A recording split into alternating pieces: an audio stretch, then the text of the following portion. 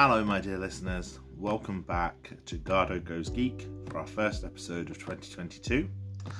In today's episode, we're going to be discussing the cinematic adventures of Spider-Man.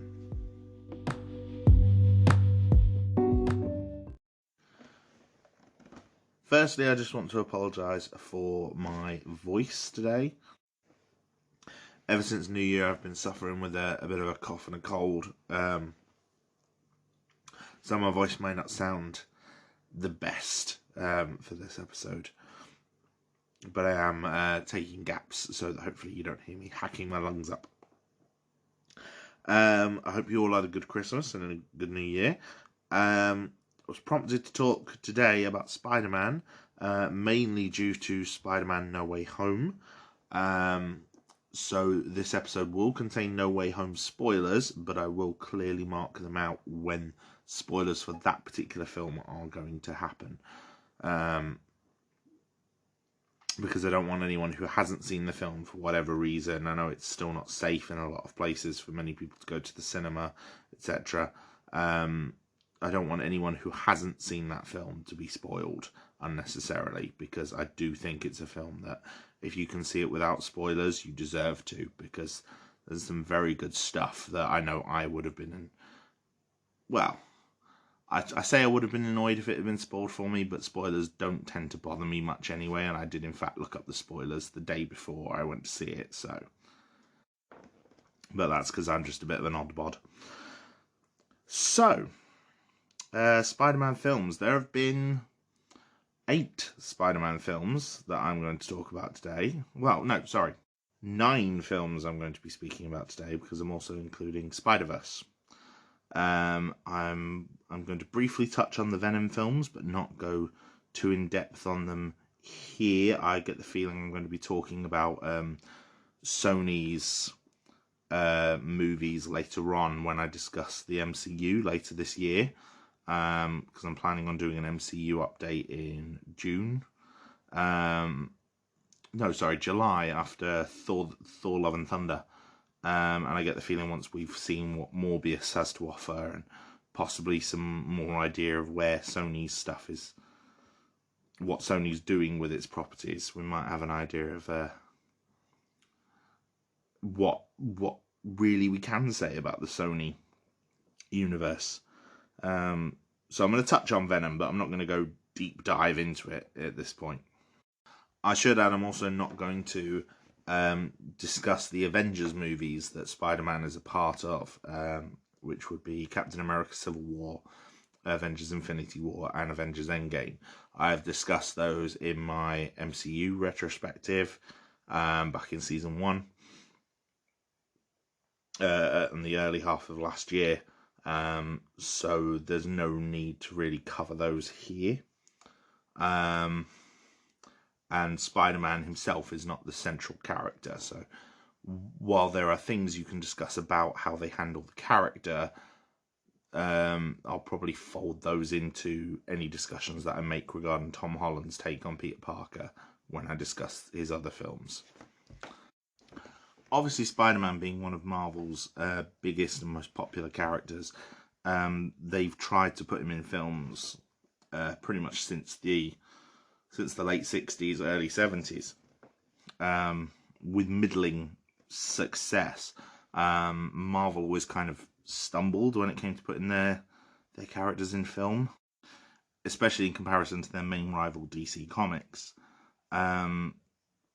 DC, for example, have had numerous television serials or television episodes, most famously the 1966 Batman series, or the George Reeves Superman serials in I believe it was the late 40s.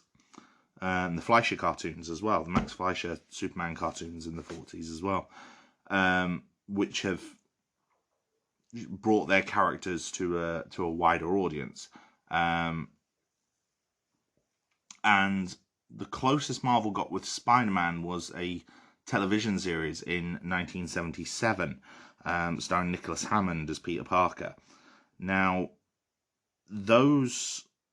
several episodes of that show were edited and released as films in territories outside of America. and there were actually 3 of them. The first one appearing in 1977, which means it actually predates the first Superman movie by almost a year. There was also, not long after this, the very famous, well, somewhat infamous in certain sections of the internet, Japanese Spider-Man series, featuring Spider-Man controlling a giant robot, calling himself the emissary from hell, and fighting assorted alien monsters, which was a very bizarre take on the character, but did go on to inspire the Super Sentai franchise in Japan. It wasn't necessarily a bad version of the character, but it was not Peter Parker. It was not the Spider-Man that most people recognised, but still very interesting if you ever managed to watch it. That also had some film releases, but mainly in its native Japan, where episodes of the TV series were edited, put forward. But the actual efforts to make an actual Spider-Man movie sort of mainly started in the 80s off of the back of the relatively low box office performance of Superman 3 in 1983. Comic book films became kind of a low priority, and that affected any efforts to get Spider-Man rolling. 1985, Roger Corman had an option on it, but then that expired, so then it went to Canon Films. Canon Films hired Toby Hooper from Texas Chainsaw Massacre to work on a script, which he created as some sort of horror film. Stan Lee was apparently very upset at this take on the character, and sort of took it away from him. They worked on a new sort of take, which was going to be directed by Joseph Zito, whose most famous film was the Chuck Norris film Invasion USA. Zito's version, I think, was the one that got the furthest along for a while. The plans included having Tom Cruise as Peter Parker, who at the time was obviously a relatively young actor, Bob Hoskins as Dr. Octopus, and Stan Lee himself even expressed a desire to play J. Jonah Jameson. There was discussions of actresses including Lauren Bacall and Katharine Hepburn as Aunt May, and Peter Cushing as a sympathetic scientist character, who would have been part of the script as well. However, Canon, when they got hit by losses on their finances for Superman 4, The Quest for Peace, and the Masters of the Universe movie, both of which cost them a lot of money but did not make much money back, slashed the budget for the Spider-Man film to what would have been under $10 million at the time, which led Zito to walk away. And so for a while it looked like Spider-Man was kind of dead for a while. The licensing rights for Spider-Man, like with many other comic book characters of this era, like Iron Man, Captain America, the X-Men, battered around several different picture houses, ended up at MGM for a while, who did a treatment for it, ended up at Columbia. Most famously, James Cameron worked on a script treatment for it. He had a plan to include Arnold Schwarzenegger as Dr. Octopus, which would, he was a frequent collaborator of James Cameron and someone that the director knew quite well. So it could have been an interesting choice, but whether necessarily a great one, I don't know. Seeing what happened with Schwarzenegger as Mr. Freeze. James Cameron was most famous scriptment, as it was called, which was a 57-page exploration of what he was going to do with Spider-Man. It was copyrighted in 1991. Would have used the Spider-Man origin story, but used variations on the characters of Electro and Sandman as villains. Electro would have been named Carlton Strand, and was a megalomaniacal parody of capitalism. especially corrupt capitalists. Soundman, who was simply going to be named Boyd, was going to be mutated by an accident involving a Philadelphia experiment style transportation, and that would have had him. The story would have finished with a battle atop the World Trade Center and had Peter Parker revealing his identity to Mary Jane Watson. This treatment was also very heavy on profanity and had Spider-Man and Mary Jane having sex on the Brooklyn Bridge. I think we could probably safely say that it wouldn't have entered development without substantial changes, and if it did, it would have been, if it had not been changed, it would have been a very, very interesting take. However, by April 1992, Carolco Pictures, who were the ones in charge of this treatment, ceased any active production on Spider-Man due to continued financial and legal problems. However, in doing so, that led to a substantial amount of litigation between James Cameron, Carolco Pictures, 20th Century Fox were involved, MGM, even Marvel were involved in litigation proceedings once they emerged from bankruptcy in 1998, after having merged with Toy Biz. This then led the continuing legal issues, as well as Marvel's own bankruptcy, led them to license the rights to Spider-Man to Columbia, a subsidiary of Sony Pictures Entertainment, despite any disputes by MGM. And it was under Columbia that the first Spider-Man movie would go into pre-production. Well, sorry, into production. They'd all gone into pre-production at various stages, but the first one would successfully make it into production. So, after rights disputes were ironed out between Columbia and MGM, involving both Spider-Man and James Bond, weirdly enough, Spider-Man went into production. Sam Raimi was hired to direct, which caught a lot of the movie-making press off guard, as he's a very strange choice as a director. Now, Sam Raimi, by any means, I don't think is a bad director, but he's a very, very stylistic director. His most famous works in the mainstream had been, obviously, the Evil Dead franchise, which he had helped originate, Darkman, The Quick and the Dead, and A Simple Plan. So by the time he was announced to be working on Spider-Man, he'd obviously made his name for himself as a very stylistic, decidedly non-mainstream director,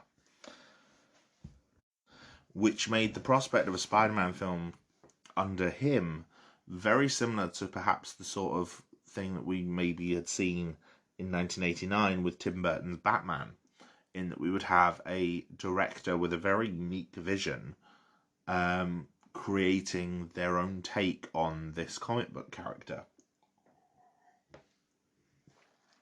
Now, Raimi's appointment as director was one of the things that then encouraged certain actors to sign on. Now, the first big three roles that were cast were Willem Dafoe as the supervillain Norman Osborn, the Green Goblin, Tobey Maguire as Peter Parker's Spider-Man, and Kirsten Dunst as Mary Jane Watson. Now, again, none of these actors were explicitly what anyone would have expected for these roles. Tobey Maguire's most famous films at this point were Pleasantville and The Cider House Rules, both very artistic, kind of art house films. Kirsten Dunst was most famous as a sort of child teen actress who had been in Interview with the Vampire and Jumanji, as well as providing Small Soldiers as well, which had been a moderate success when it had released. So she was definitely she'd started to make a name for herself as an adult actress. She'd been in Drop Dead Gorgeous in 1999, so again, sort of the art house trend, the very stylistic films. And Willem Dafoe as well was a very, very well-known character actor, perhaps famous for things such as Martin Scorsese's The Last Temptation of Christ, Platoon, The English Patient, roles in American Psycho, The Boondock Saints. Yeah, very interesting character actor with a lot of very unique and very interesting performances. The film rounds out its cast with a lot of very amazing character actors. J.K. Simmons portraying J. Jonah Jameson, James Franco, who would obviously go on to have a very successful career before being mired in controversy, as Harry Osborn, and Rosemary Harris and Cliff Robertson as Aunt May and Uncle Ben, two very, very important roles, which I think they both of them nailed. The script remained very focused around the characters, and I think it's a very, very good film. Now, the original trailer did actually come out just before 9/11, or was leaked not long before 9/11, I can't remember exactly, and featured the World Trade Center as a set piece. That then had to be removed due to the 9/11 terrorist attack. And I'm not sure if I haven't been able to find out whether the scenes of the New Yorkers sort of coming to rally around Spider-Man was something that was already in the film before 9/11, or if it was something that was added afterwards. But I will say, having seen how things happened after 9/11, it was very definitely something that we could see and feel, of people all coming together like that.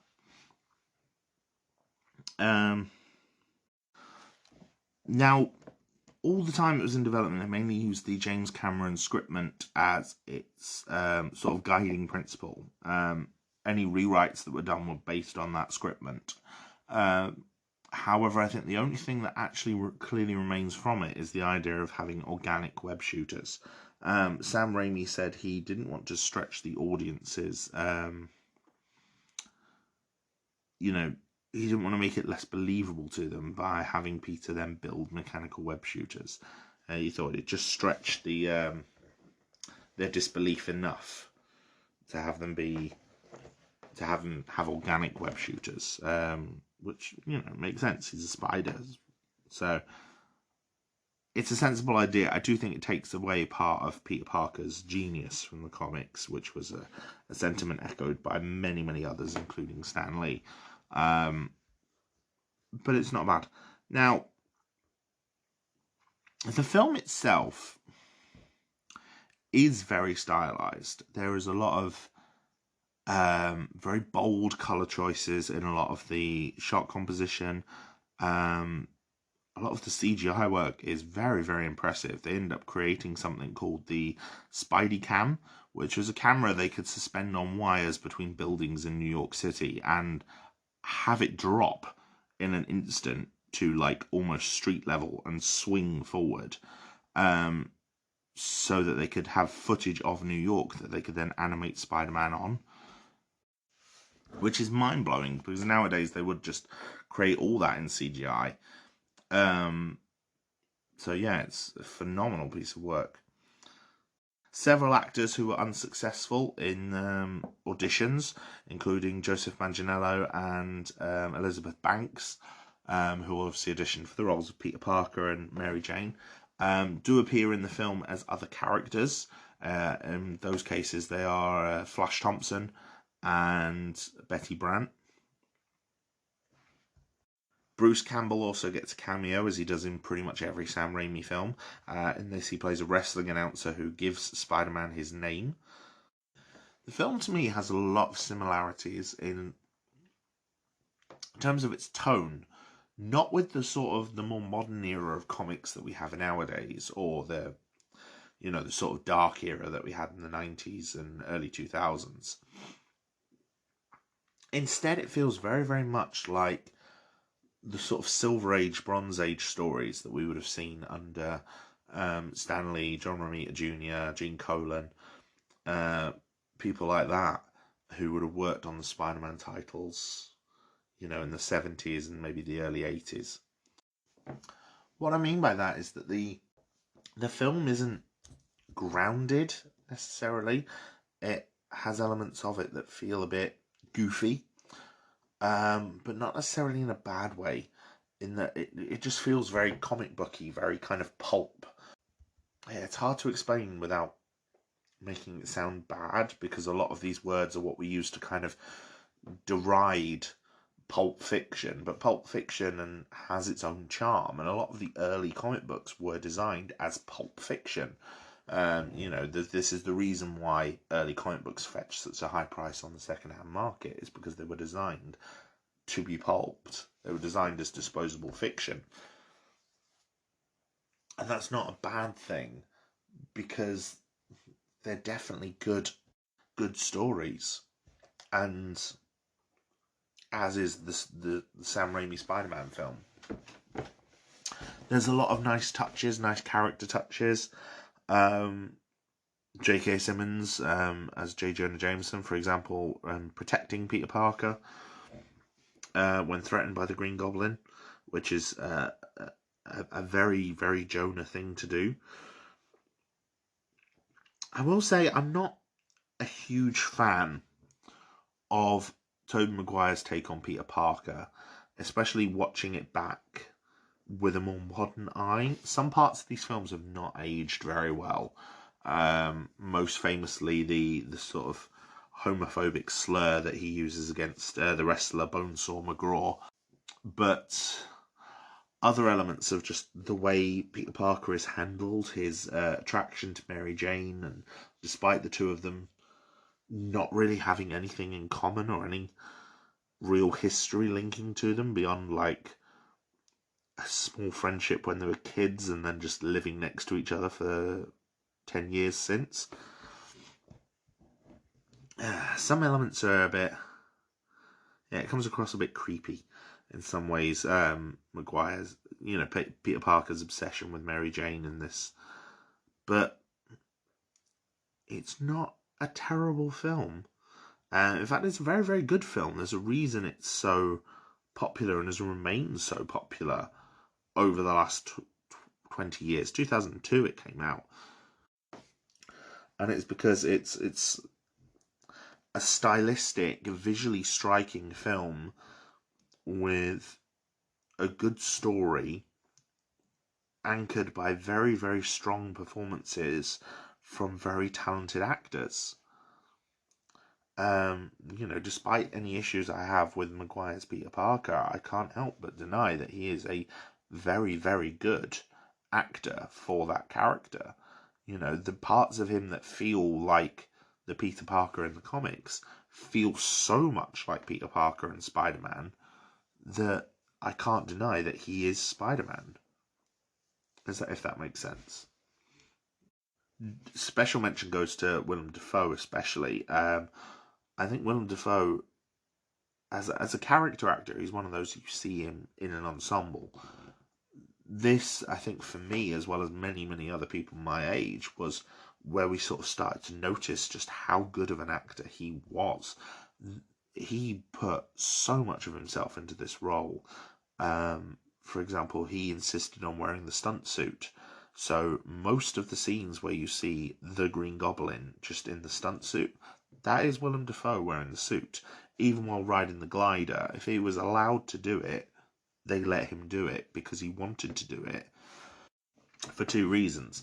Reason number one, he felt it would unify his performance of the character if he can embody the physicality of the role as well.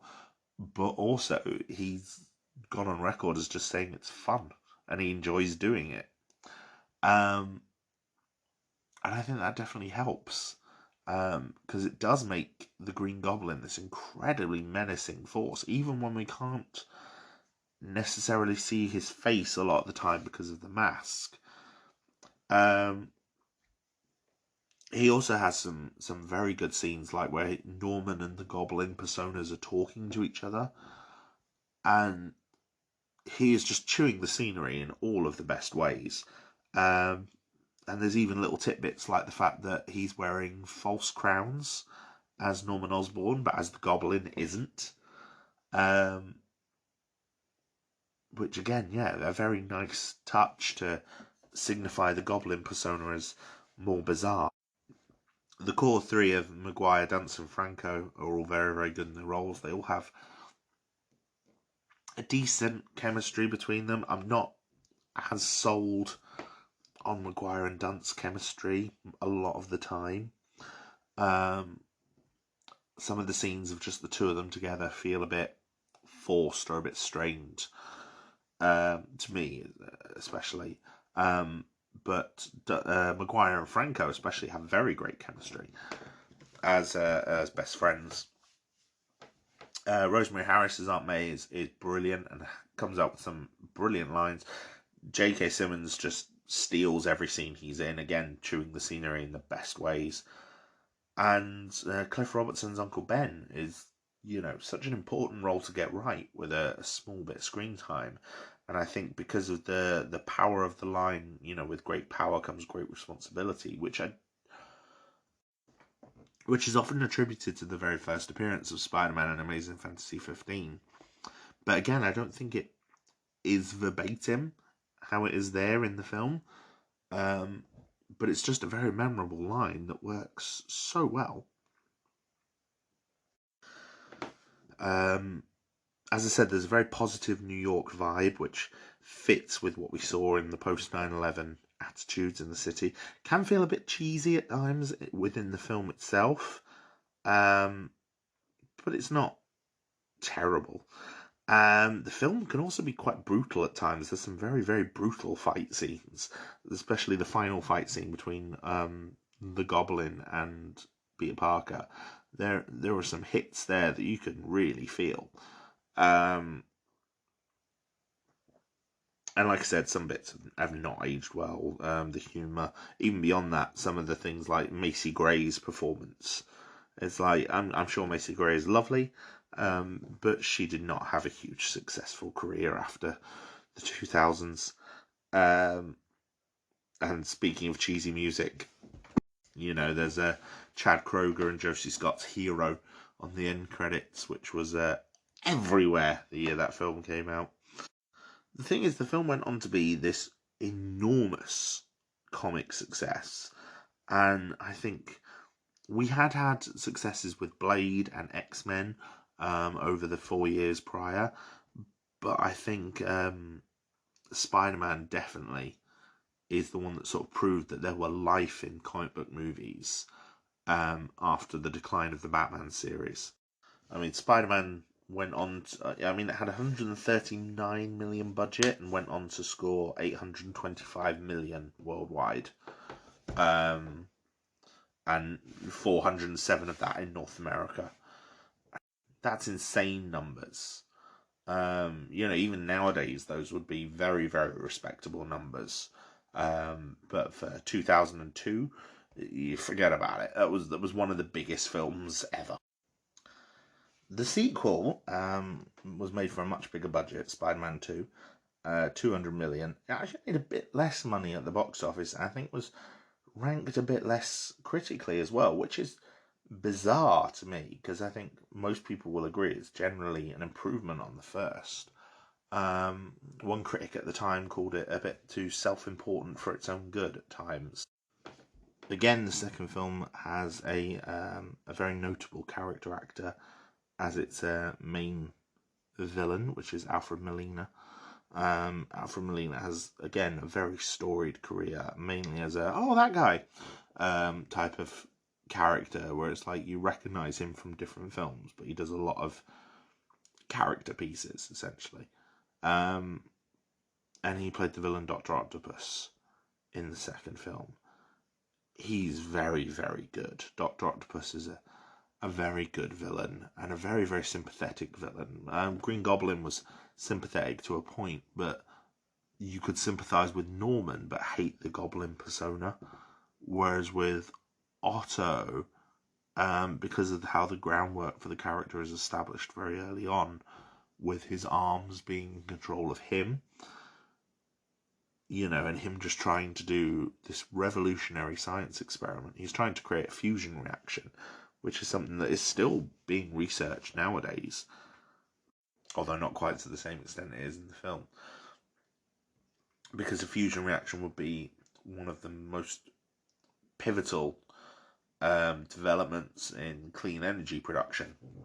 He's trying to do something good. But we also lay down another villain arc for Harry Osborn, which on the whole is good. He's very motivated against Spider-Man. It does make him come off somewhat schizophrenic in some of his scenes with Peter. It's like, hey buddy, nice to see you. Oh, by the way, your mate Spider-Man, I'm going to kill him. And it's like, it's a very bizarre tonal shift.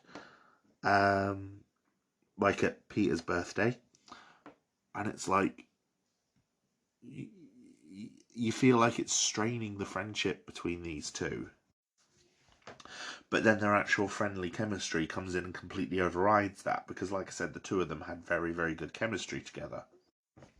The chemistry between Dunst and Maguire is perhaps I'm not sure if I would say it was slightly better, because most of the iconic things about their romance are still in the first film, like the upside down kiss in the rain, which was, a very important moment. And I think Kirsten Dunst actually said that wasn't Tobey Maguire in the suit. Maybe that's one reason why it seems to have better chemistry than the rest of their scenes together. In fact, I'm not a huge fan of most of Kirsten Dunst's arc throughout this movie, with her agreeing to marry someone else, seemingly just to make Peter jealous, because she has already worked out that Peter is Spider-Man, but for some reason can't confront him on it straight away, bizarrely. She also ends up kidnapped again, which, the whole reason Dunst's character of Mary Jane is kind of diminished from the sort of outgoing, vivacious Mary Jane that we were used to in the comics is because it was a deliberate effort on the part of Raimi and the other screenwriters to combine Gwen Stacy and Kirsten and Mary Jane Watson into one character to have the best bits of both. So obviously Mary Jane in the comics is this very outgoing personality, whereas Gwen Stacy is a bit more homely and a bit more of the damsel in distress. So Mary Jane in the films comes across as both and neither at the same time, which I think hurts the character, not necessarily Dunst's performance, because Dunst is turning in good work as the character, but yeah, it's not a romantic arc I really am a fan of. So much of the care and attention to detail from the first film, though, is still present in the second one, and it looks fantastic. There's a bit more reliance on CGI than some of the more practical effects that were used in the first film, especially in digital doubles, which were kind of a thing everywhere in the early 2000s, perhaps a few years before they should have been.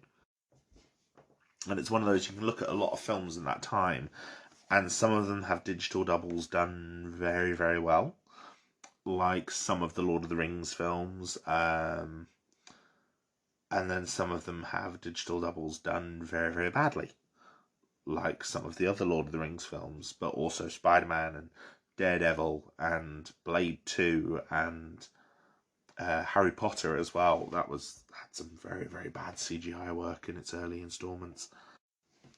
And it's just because the technology wasn't quite there yet. Some of the digital doubles aren't terrible, though. Like there's the digital double of Dr. Octopus at the very end shot of him in the film, where he falls into the harbour. That's digital double, and it works. But for example, when he steals Mary Jane out of the cafe and then marches off on his tentacles, that one doesn't. However, despite any issues I have with this film, it is still phenomenal. It tackles some of the bigger arcs from the comics, like the Spider-Man No More thing. Although the idea of Spider-Man spontaneously losing his powers due to feeling overwhelmed, I think, is a bit of a bizarre choice. And it does make me lose some respect for the character, how he can like leave people even though he knows he has the powers to intervene. Um, but then when he does come back and when he does fight Dr. Octopus and he has the big action scene on the train, which is a phenomenal action set piece, which has gone down in Spider-Man legend, and which, funnily enough, was not filmed in New York because the New York train system that they were using has actually been removed at that point. I think it's been put back now. But yeah, that's a random little fact I remember reading at some point. Um, and the film is definitely good, and there's some great, again, all the characters that we knew from before are here with their amazing characterization. J.K. Simmons again steals every scene he's in, and the core plot threads. It really feels like a middle chapter of a trilogy, while at the same time telling its own story, because there is all this setup with things like Harry Osborn and his quest for revenge against Spider-Man. Set up as well with the amazing credits using the Alex Ross artwork. Captivated by that brilliant score. Like the opening credits of the first Spider-Man film have aged badly. The second one, it's a lot more forgivable because yes, you're getting all the credits and the score in the same way that you were in the first one, but you're also getting these summary images featuring this amazing Alex Ross artwork, which helps make you feel like it's part of the movie, even though it isn't. Brilliant. Very excellent choice. Danny Elfman's score is actually fantastic for these two films. I'm not a huge fan of Danny Elfman's work in the films. I think he's one who can take on certain familiar patterns very easily. Like a lot of his score work with Tim Burton feels very similar, for example. And I don't think he's as varied as someone like Michael Giacchino or John Williams or James Horner. But I think his work in the first two Spider-Man films is definitely among his best. The opening credits are a good example of sort of the overture that you don't really get in films anymore, because the opening credits for the first two Spider-Man films feature a selection of different scores that will appear within the movie, in a roughly chronological appearance of when they'll appear in the movie, all telling parts of that story. So, for example, when you listen to the opening credits of Spider-Man 2, you get Spider-Man's theme, then you get Dr. Octopus's theme, where he's developing his machine, then you get the sort of the more evil Dr. Octopus theme, then you get the losing his powers theme, and struggling with his powers, and then you get the no, Spider-Man's back again, and then you get the final, elements of the final piece of the final confrontation. And I think it's a great decision to include that at the start of the film. So, like I was saying, I may still have issues with Spider-Man 2, but I think it's definitely a classic for a reason. And it has definitely gone down as a classic. It's generally considered one of the best in the superhero genre for very good reason, I think. Spider-Man 3, though, oh boy. It didn't help that one had a very troubled production.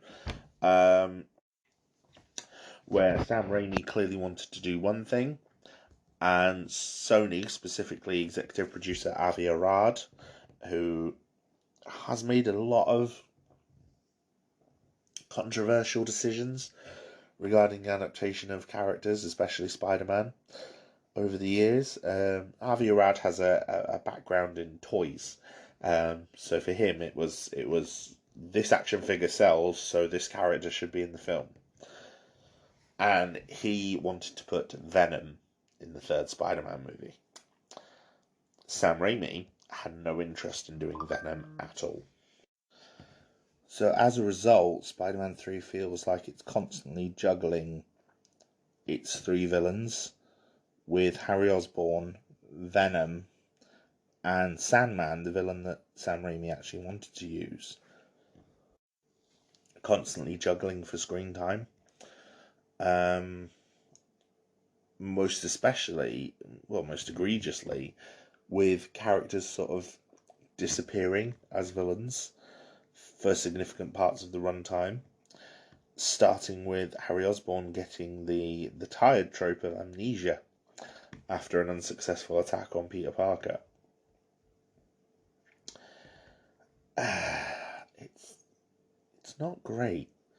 The thing is, there's definitely good ideas in it, and parts of the film are very, very beautiful. Like the amazing scene of Sandman piecing himself together again after his transformation. That is a beautiful scene, and something the visual effects team worked on quite a lot, and you can tell it was like this is one of their. Like, I get the feeling almost that they wanted to make that scene work to prove that they could do Sandman. Because that's how it feels. It feels almost like they had to make that scene work as like a pitch, almost. There's other scenes that become bizarre as well, like, the love for Spider-Man in the city feels just bizarre. Like, I grew up reading Spider-Man comics in the late 90s, which was not a great time for Spider-Man in general. But one of the first storylines I remember reading was something called Spider Hunt, where Norman Osborn had taken over the Daily Bugle and was framing Spider-Man and put a $5 million bounty on him. All of a sudden, every time he went out, Spider-Man had like random citizens of New York taking potshots at him. Meanwhile, in this film, Spider-Man's on like a giant jumbotron. And it's like, yes, I'm talking about a 90s comic, whereas, like I said, these films have a stylistic tone very similar to the Silver Age. But even in the Silver Age, Spider-Man wasn't a beloved hero. The Avengers were. Spider-Man was kind of distrusted. Now, that may be because the Avengers don't exist in this universe. There was an attempt to bring in Hugh Jackman in the very first film. They actually flew him out to New York for a cameo, but couldn't get his X-Men costume, which is a true story. So we could have had connections between the X-Men film and the first Spider-Man film. There was also supposedly going to be a cameo for Punisher in the second Spider-Man film. One of the characters that Mary Jane runs past in her wedding dress at the end of the film. I will say one thing I do like about Spider-Man 2 is its conclusion isn't on Spider-Man, it's on Mary Jane reflecting on the decisions she's made. Did like that. It was a very nice stylistic choice. But yeah, one of the people that she's running past is supposedly the Punisher. Presumably it would have been Thomas Jane's Punisher. But I don't... Either he hadn't been cast or wasn't available yet. For whatever reason, when they shot that scene. So yeah, we could have had a Marvel Cinematic Universe between all of these different properties years before we got the actual MCU, which is an interesting idea. But yeah, so that's one thing that feels bizarre to me. Another thing that feels bizarre is the introduction of Gwen Stacy. As I said earlier, Mary Jane is kind of a composite of Gwen and Mary Jane's characters. So they introduced Mary Jane in this. they introduced Gwen Stacy in this, and she feels very different from her mainstream comic version, in that she seems more outgoing. She has a career as a model, which is something that Mary Jane's more known for in the comics. She's a science whiz, um, which, I mean, Gwen Stacy was kind of a scientific whiz in the comics, but not quite to this extent. She feels more like a character called Deborah Whitman, who was more famous in Spider-Man the Animated Series. And yeah, she's introduced as Eddie Brock's lover and the daughter of George Stacy, the police chief, who's played by James Cromwell, who's doing a very good job. Eddie Brock in this film is played by Topher Grace. Gwen Stacy is played by Bryce Dallas Howard. Now, Bryce Dallas Howard is doing a decent job with what she's got. What she's got isn't much. And Bryce Dallas Howard has gone on to have a very successful career. Most famous to mainstream audiences as a director on The Mandalorian and the character of Claire in the Jurassic World franchise. She's not terrible in this. The character is terrible, but her performance isn't. She's doing a very, very good job. The character just feels redundant. She seems to have been introduced without any sort of end goal in mind, except to have her come between MJ and Peter. But MJ and Peter have more than enough things coming in between them anyway in this film, so it just feels like too much. Like, extra stuff is just piling on when it doesn't need to be piled on. It's just piling on, piling on, piling on. But she also seems to be there to create dramatic tension between Topher Grace is Eddie Brock and Peter Parker. Now, I'll be honest, I'm like most people, do not like Topher Grace in this role. I do think he's doing a good job with the material he's being given. I don't think it's a fault of his. I think that the role does not suit him. Because Eddie Brock should be a much bigger character anyway. Like, much physically bigger character. But I think I do appreciate sort of what they're going for. I just don't necessarily think it works. It feels like a very Sam Raimi take on Venom. But then it creates a sort of clash in that you've got the Sam Raimi Silver Age stylings on Venom, who is a character from the late 80s, early 90s, very definitely the dark age of comics. Venom being one of the originators of one of the exemplars of the dark age of comics. I do think some aspects work, though. I think the alien suit works in transforming Peter. It does make Peter Parker insufferable throughout this film. Most of the scenes where he's wearing the suit, he is insufferable. And I think, as I said, I'm not a huge fan of his take on the character, because I'm not a fan of this take on the character. I don't think it's Tobey Maguire's fault. I don't necessarily think it's Sam Raimi's fault. I think there's something about how they chose to do this character that I do not like. I think a lot of it's writing. But Tobey Maguire plays it excellently. It's just that, again, like I said, I do not like this character. And the alien suit making him insufferable is, feels like a natural progression of a personality that I already hated. And felt like it fit. It felt like, I think if anyone, like Peter Parker in Spider-Man 3, that's how he feels to me most of the time anyway. Like, he becomes a user, he becomes ridiculously confident, but like a very macho incel type of confident. to the point that some women are looking at him like, yeah, baby, and some women are looking like, ugh, which I think is interesting. It's not a clear, like, are we supposed to support him or not, and kind of thing. It's very interesting.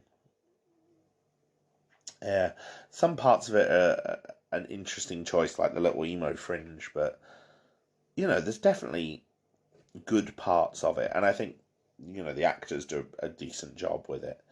Sandman is brilliant in the scenes that he is actually in. His arc has some real sympathetic moments, but most of his sympathetic conclusion actually comes towards the end of the film, or in the deleted scenes that were reinstalled as part of the editor's cut.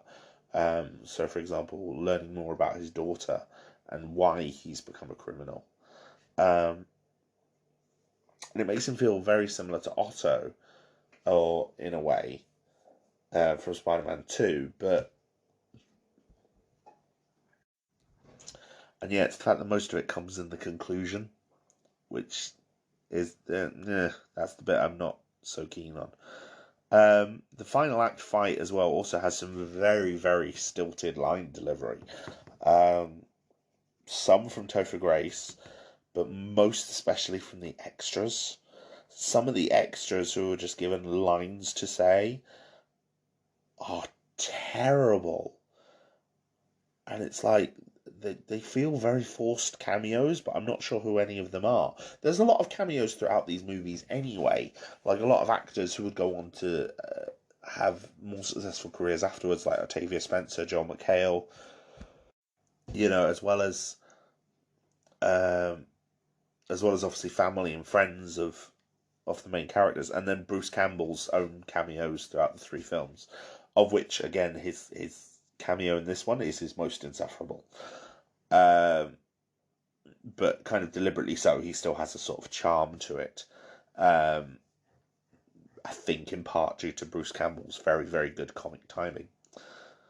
Um, but yeah, despite all that, I don't think it's a bad film. There's a lot to like in Spider-Man 3. There's just a lot of muddled bits on the way.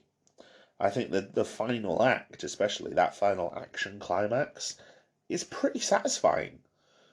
All things said, it is a pretty satisfying climax. Um,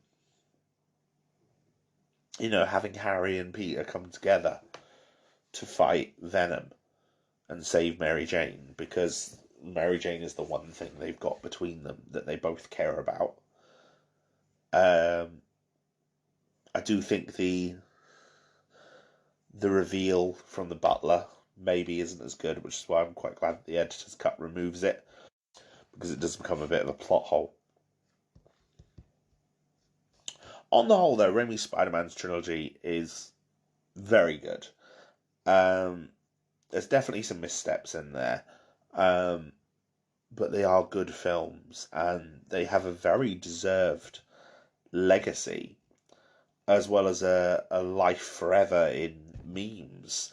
Sometimes for very good reasons. A lot of the things that are memed for a very good reason, because they're either deliberately funny or accidentally funny. But I don't think you can underestimate the impact that these three films had on the superhero genre. And I think, you know, trying to imagine the modern state of comic book filmmaking without the Raimi Spider-Man films is a bizarre prospect.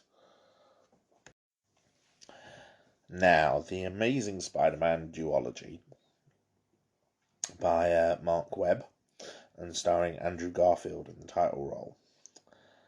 Now, the development behind them was interesting, but also somewhat tragic. Sam Raimi definitely had plans to make a fourth Spider-Man film. He did want to maybe take some time away, and then he took the time away, came back, was wanting to work on it. He had a plan involving John Malkovich as the Vulture, Anne Hathaway as the Black Cat. Would have focused more on Peter Parker and Mary Jane and where their relationship was going from then on. Potentially also would have given Bruce Campbell his best cameo yet as Mysterio. But Sony seemed to keep towing the line with him. Be like, oh, we'll go into production in a bit. We'll go into production in a bit. Until eventually Sam Raimi just said, do you want me to make this movie or not? Where it became apparent that they didn't. And he walked away. And to hear Sam Raimi speak about it, it's quite sad, because Spider-Man 4 to him sounds like a film that he wanted to make, very much wanted to make, and was prevented from making. Now, in part, maybe it was to do with Spider-Man 3's somewhat disappointing box office returns. You know, Spider-Man 3 had been one of the most expensive films ever made at that point. You know, reportedly. It had something like a 250 million budget, plus marketing costs on top of that. And it had not made a lot of money. Plus, by this point, this was 2010, and Marvel's starting to get their own films off the ground with the MCU. So they had a potential then to incorporate that as something that they wanted to do. And so what follows is The Amazing Spider-Man. The Amazing Spider-Man is a reboot of Peter Parker that launched in 2012. Only 10 years after the first Spider-Man film. Not even like 10 years after the last Spider-Man film. 10 years after the first Spider-Man film. Retelling the origin, covering a lot of the same beats, featuring a very, very similar main villain, main romantic lead, featuring Uncle Ben, Aunt May. And it feels very, very much like a film that was written by committee.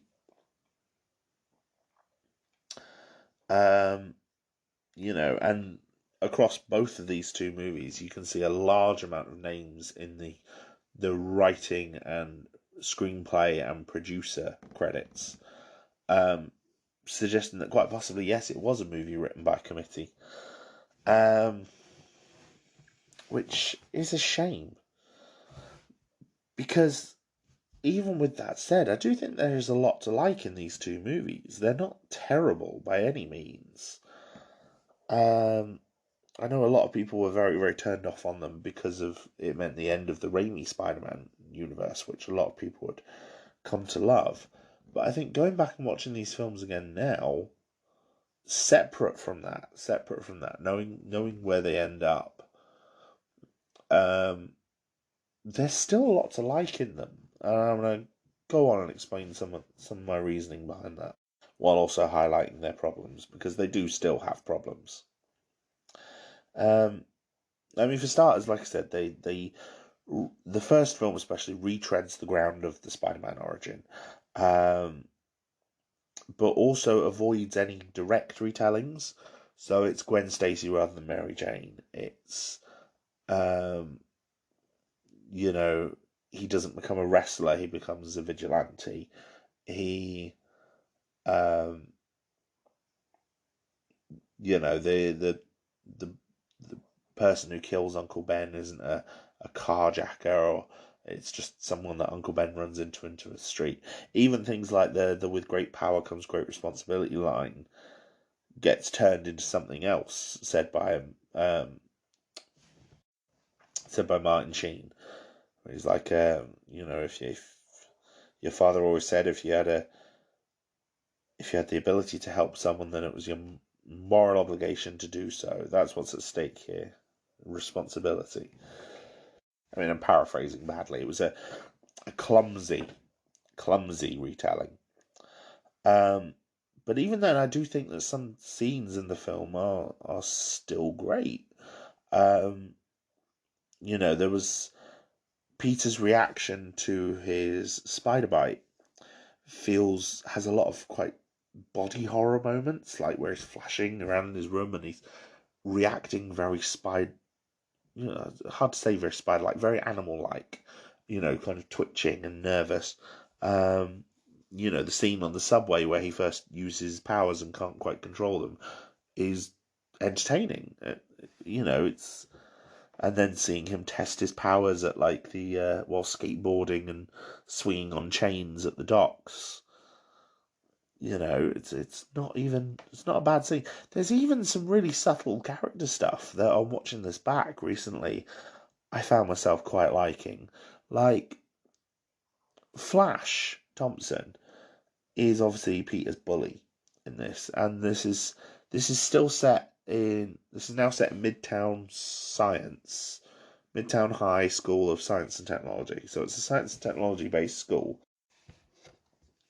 but clearly it has a big sports team because Flash is, very much a jock type, and he beats Peter up earlier on when Peter tries to stop him from attacking someone else by angering him by calling him Eugene, which is Flash's real name.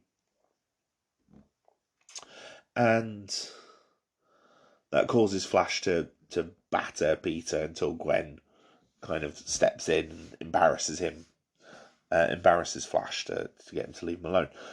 But then when Uncle Ben dies, and this is after Peter's humiliated Flash again on the sports thing, with the basketball.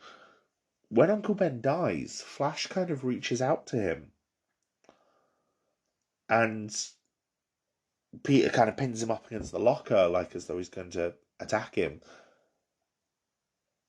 And Flash makes a comment like, "Yeah, feels good, doesn't it?" Like as if he recognizes how much Peter's hurting, and I really like that. And it made me quite sad that nothing happened, nothing further developed with this version of Flash Thompson after the first film. Because later on in the film, he comes back and he gives Peter like a big hug when he's happy to see that Peter's back at school. There's a very interesting character friendship there, which I think is kind of underrated and a lot of people don't remember from that film. But yeah, if you can, watch Flash's scenes from Amazing Spider-Man.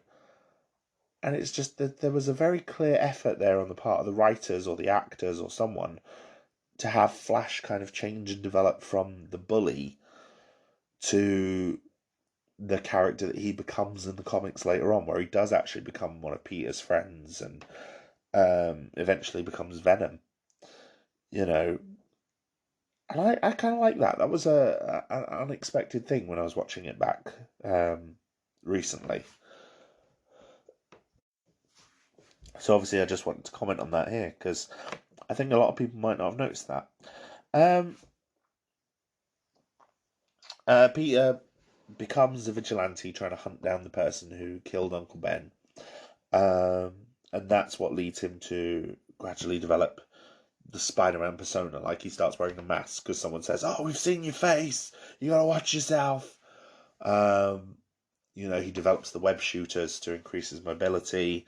He develops the spandex suit so that he can, so that he's more mobile and he can wear it under his street clothes. And the suit in the first film is not great, but it does have a homemade look to it. Like, they show him like screen printing a piece of spandex, and despite the fact it's it does look like something a kid could have created. You can't say that about the Raimi Spider-Man suit. The Raimi Spider-Man suit is incredible, but it was not something a kid would have designed. The Amazing Spider-Man suit is, it's head-to-toe spandex and neoprene, and it looks like the sort of things that he would have been able to find online. The scene with the car thief has some of the kind of the classic Spider-Man humor. Like, the guy pulls a knife on him and Spider-Man's like, "Oh no, it's my weakness, small knives." And it's like, that did make me laugh. And then the scene of him rescuing a kid on the bridge, um, which is where he sort of takes on the role of Spider-Man, takes on the role of the hero, and saves the kid, like, encouraging the kid, like, put the mask on, it'll give you strength, you can do this. That, to me, especially with it seemingly being inspired by George Stacy's speech at the dinner table when Peter was round Gwen's, saying how Spider-Man isn't a hero; he's a vigilante because he's hunting one particular type of person. That scene on the bridge is what seems like the evolution into Spider-Man the hero, rather than the vigilante, which I do quite like. Um, I am quite a fan of the fact that he never catches Uncle Ben's killer. I think that's a very, very bold choice. It makes me think of, I think it was post-crisis Batman,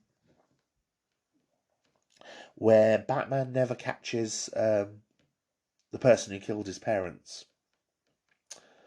So obviously, in most iterations of the Batman story, the Waynes were killed by Joe Chill, and Joe Chill is then captured and arrested. And that, the story of Joe Chill is one of the things that helps motivate him to become Batman. Post-crisis, they had Joe Chill never get captured, so they had the motivation to be the hero, for Bruce Wayne to become the vigilante, being that he's trying to find the Wayne's killer, but probably never will. And I like that take here for Spider-Man. And I like that he doesn't capture him at the end, at any point in the film. Also, because one of the things in the Raimi film is that, the burglar, the robber, the Carradine, isn't it? The character. He ends up dead, and Spider-Man doesn't save him. He ends up dead kind of because of Peter, which is... I don't like the idea of Spider-Man doing anything that could make him a killer. Now, regarding the films themselves, they've obviously got a much more direct inspiration from the Ultimate Comics. In the same way that Raimi's films are very much the sort of Silver Age classic Spider-Man, the modern films seem to have taken on an approach like the Ultimate Spider-Man comics.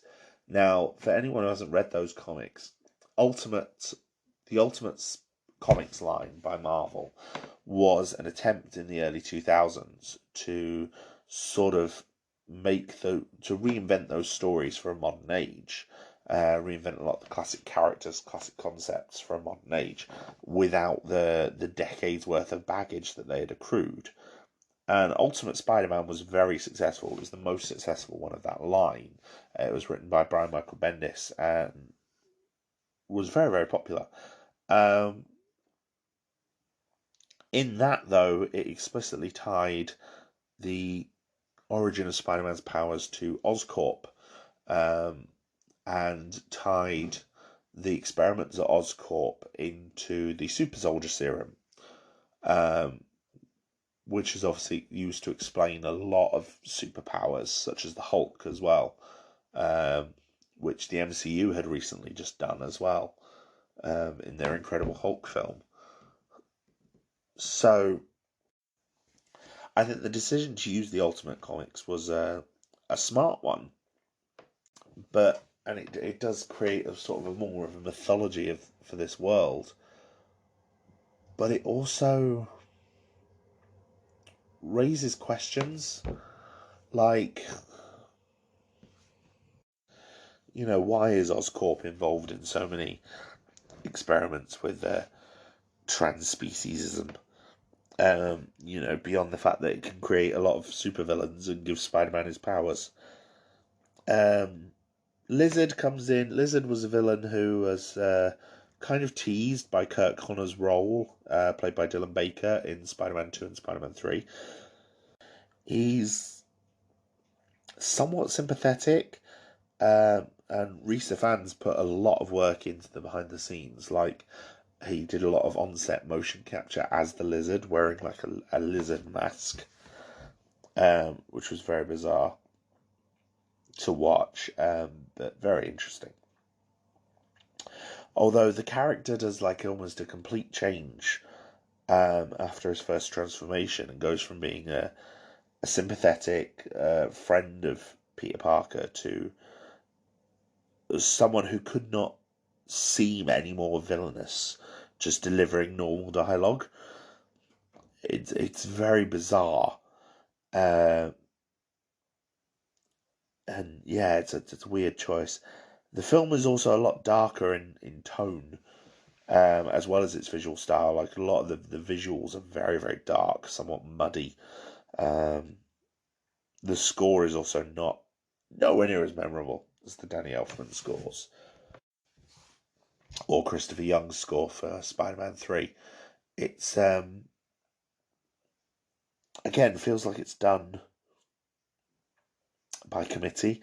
Feels like it's hitting the beats of a score that you would expect. It's rising action, so we'll have like rising crescendo and strings, and this is all heroic, so lots of strings, lots of brass, and it seems very, very tropish. I think is some way to do it. One aspect where the film does improve itself on its previous ones is the chemistry between the two leads. Andrew Garfield and Emma Stone, who plays Gwen Stacy, are obviously the main romantic interest in this film. They have tremendous chemistry. And they did end up dating after the first film. I don't think they were dating at the time. Now, Kirsten Dunst and Tobey Maguire also dated, but I don't think it improved their chemistry any. The only problem is that in the first film especially, there's a very much an improvisational tone to a lot of their scenes together. Like, you can tell that they're improvising dialogue, and they're not necessarily great at it. So some of the scenes feel like a bit grating, like they're taking too long, and a bit cringy, a bit uncomfortable. But the actual chemistry between them is brilliant when anything is scripted. Um, like her reaction to Peter webbing her on the roof is fantastic. The chemistry between them when he's talking about stopping the lizard is fantastic. Um, and I should add, Amazing Spider-Man 1 also probably features one of my favourite Stan Lee cameos, where he is just tidying the library up while Lizard and Spider-Man trash the shelves behind him. Um, it's one of the more drawn out ones, one of the more obvious ones, but yeah, I really like that one. Um, it's not my favourite Stan Lee cameo ever. I'm not sure exactly what is my favourite Stan Lee cameo ever at this point, um, but it's very, very good. Um, so the first film is kind of muddled. It does lay a lot of groundwork to build on, and it introduces an additional wrinkle with Peter's parents, who were kind of skimmed over in the Raimi trilogy, being established characters in this one, and Richard Parker's research being quite important for Oscorp, and the ransacking of their home being one reason why he and his mother left. He and his wife, Peter's mother, left. Um, but on the whole, the first film does just feel like, for all the bright spots in it, it is held back by the fact that it feels unnecessary, or it feels written by committee to the point of feeling contrived. There are definitely some good bits. I think Dennis Leary especially gives a very good performance as George Stacy. Um, and he's not an actor I'm particularly fond of, Dennis Leary, but or a comedian I'm especially fond of, to be honest. But no, he does a solid performance as George Stacy, especially towards the final scenes of the film. So yeah, there's a lot to like, I think. Despite I think there's a gem of a very good film in there. It just needed maybe a tighter edit, and some of the fluff taken out. Um, and if that's the case for the first one, that's definitely the case for the second one. The second one is very, very, very muddled. I should say Andrew Garfield once described the script for Amazing Spider-Man 2 as one of the best scripts he'd ever read. However, that was before the film lost a lot of major scenes. And, Andrew Garfield said that the script that he read would have required a 3.5 hour movie, or at least a 3 hour film.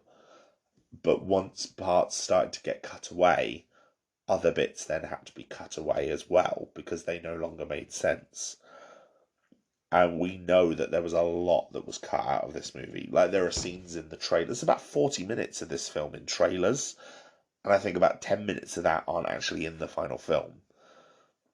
Plus, there was a whole character cut out. Shailene Woodley was due to appear as Mary Jane. She's cut out completely. So I think it suffers for that because the whole story then becomes muddled because scenes now have to serve a different purpose, reshoots have to be done to add in a bit of exposition or to tighten something. But even then, there are still so much that's left in that is questionable inclusions, like Dr. Kafka or the two planes that are about to collide in the air. And it's so hard to explain why they chose some of these things. Regarding the main plot of the film, Dane DeHaan as Harry Osborn, he's not terrible. I think a lot of his problems are bad direction. He was clearly told to go hard with the performance, and it leaves him coming across very manic at times. He does have some very, very good chemistry with the two main characters he shares scenes with, though, which is it Felicity Jones as Felicia Hardy and Andrew Garfield as Peter Parker. He has very good chemistry with both of them. Like, the opening scenes with him and Peter, like, I can believe that they are childhood friends reunited because they feel like that, which is good. Electro, Jamie Foxx's Electro was it was a good idea to include Electro, and some parts of the character I absolutely love. I love his dubstep soundtrack. I love the vocals on that soundtrack being like a kind of his inner voice mocking him. Absolutely love that. Like the track My Enemy that plays during the battle scene in Times Square. Phenomenal track. And he's again a very tragic, kind of sympathetic villain. Like the battle in Times Square is phenomenal. And part of that is because it's the fifth Spider-Man film and not the second Spider-Man film, so it's got all this budget from being the fifth film in the franchise. All this extra budget that Sony was able to chuck at it. Um, and it does a fantastic job as a scene, and you can really sympathize with Electro. The downside maybe is his sort of origins is kind of he kind of does the same character arc as Electro as Jim Carrey's Riddler in Batman Forever. And not for the last time, because that would also be used later on for Kirsten Wiig's Cheetah in Wonder Woman 84. So they use that story arc again. And the idea of this dorky, nerdy, awkward,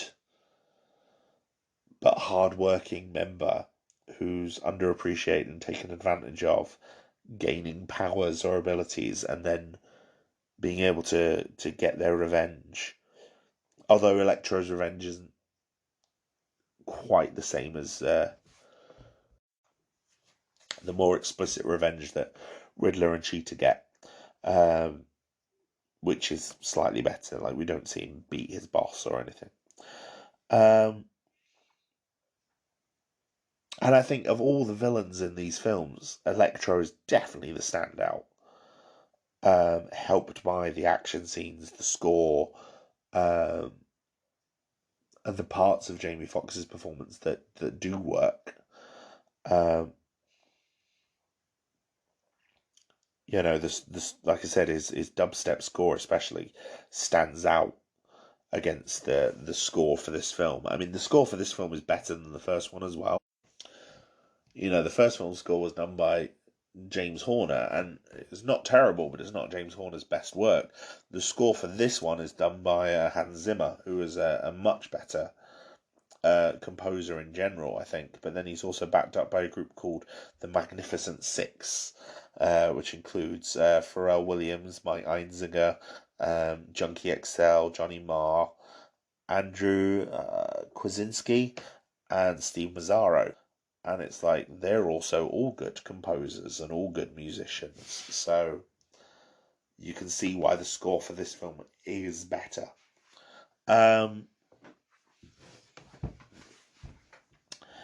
There's elements about this film that I also really like. Like, I like a lot of the stuff with Gwen. I like her ad lib where she calls out Peter. Apparently, that was a genuine mistake. That's the reason why Emma Stone clasps her mouth so hard.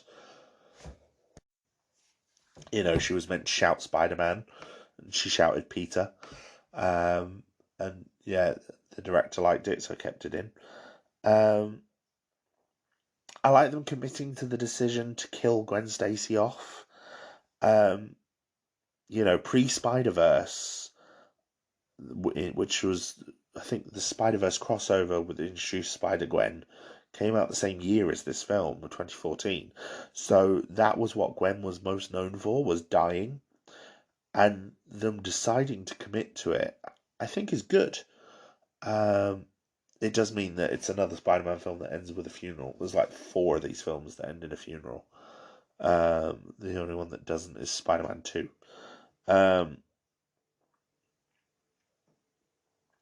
And they do a good job of building up Gwen before she gets killed off. Like, she's not killed off. I've criticised fridging in this podcast before, and I will continue to, but killing Gwen off in this film doesn't feel like it's being done to motivate Peter, more that it's being done to demoralize him. It's a tragedy in the same way that death can be in real life. And it feels more earned than it does in the original comic books.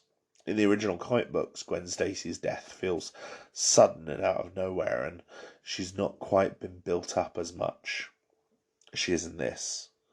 In this, they have it look like she's going to go to Europe to study, which is something that Gwen also did in the comics. And you think that might be the ending of her character, not that she's going to die. And, her valedictorian speech is in there, which is amazing as well, and is used over the final scenes in the film. I also think the final scene, the battle with the Rhino, works quite well as a conclusion for this. It became unexpectedly the conclusion for this entire franchise. Like, the idea that, they had huge plans. They were going to do a Sinister Six film, they were going to do a Venom film, they were going to do Amazing Spider-Man 3, they were going to do Silver and Black, whatever that was going to be, they were going to do a film on Jackpot. all built off of this one. And they sort of set the groundwork for that with Rhino. But then you have the focus becomes not on Rhino, but on the fact that Spider-Man has come back after having disappeared for months after having lost Gwen. Spider-Man comes back and saves the day, and that's good. That's a good ending for this, I think. It is kind of curious how the plans for this universe would have gone, especially if they had been able to merge with the Marvel Universe as they'd planned. I mean, there's definitely elements that feel like the MCU, like the Oscorp computer systems that they're using in the first film feel very reminiscent of Iron Man's Jarvis technology. And there were even plans to incorporate Oscorp Tower into the skyline of Avengers, but the CGI model for Oscorp wasn't ready by the time they finalized CGI in Avengers, or something. There was something to do with where Spider-Man was later, and so they couldn't finalize the CGI for Oscorp Tower to be in the Battle of New York. But it would have been a nice Easter egg, a nice touch, especially because, the Sony hack later revealed that Kevin Feige was fully expecting to cross over with this version of Spider-Man. Like, he actually gave them some notes on Amazing Spider-Man 2. And I think his notes, if Sony had followed any of them, would have improved the film. But Sony didn't. And again, I think a large part of the problem with these two films isn't necessarily that they're bad, but it's that there's a lot going on, and the bits that don't work overshadow the bits that do. And I think if they could have been trimmed back and focused on what did work, I think both of these films would have been a lot better received. As it is, Amazing Spider-Man 3, the plans never materialised. Part of that was Amazing Spider-Man 2 really underperformed. It had something like a $250 million budget, $190 million marketing budget estimated, and its worldwide gross was only $709 million, only $202 million of which came from within North America. And because of how American films work, the US, the domestic gross, as they call it, is worth more than the worldwide gross. Like, they get more percentage of the dollar or something. I'm not sure of the logistics. And it basically meant that Amazing Spider-Man 2 was not quite a flop, but not successful. Part of it was, just the very clustered year it released in. It released in a very clustered summer window. And part of it, was that it just wasn't critically successful. There's a lot going on and not all of it works. Like, for example, the extended plots with Richard and Mary Parker, which features an extended opening where they die on a plane, and then a hidden subway train that comes up out of the ground, which is so bizarre and feels so out of place. So Sony pivoted their plans. They were going to do Sinister 6 next, then they changed their mind. They were going to do Amazing Spider-Man 3 and give it like a third chance, and I think maybe they would have taken some more of Kevin Feige's notes on board. But then the press event where they were due to announce it, Andrew Garfield had to call in sick at short notice because he'd come ill, and I think a day or two later he was fired by the head of Sony. which makes the whole Amazing Spider-Man experiment kind of sad. It's like, what was it all for if it could be ended like that? But that did lead Spider-Man into the MCU. Now, after the failure of the Amazing Spider-Man universe that Sony was building, it was made apparent to the public in 2015 that Sony and Marvel had come to a sort of shared ownership agreement with the character of Spider-Man. Essentially, Spider-Man would appear in Avengers properties within the MCU, but also in his own movies under Sony. But Marvel Studios would be responsible for crafting and creating those movies. So this would be very much a Spider-Man within the Marvel Cinematic Universe. Now, I have obviously spoken before about Spider-Man in the MCU in a previous podcast episode, back when I reviewed how the Marvel Cinematic Universe changed Hollywood, where I discussed sort of my thoughts on the different movies. I just have some things to say here, though, mainly in terms of how these Spider-Man movies relate to what came previously. Because they do have a lot of similarities to what came previously, but also a lot of differences.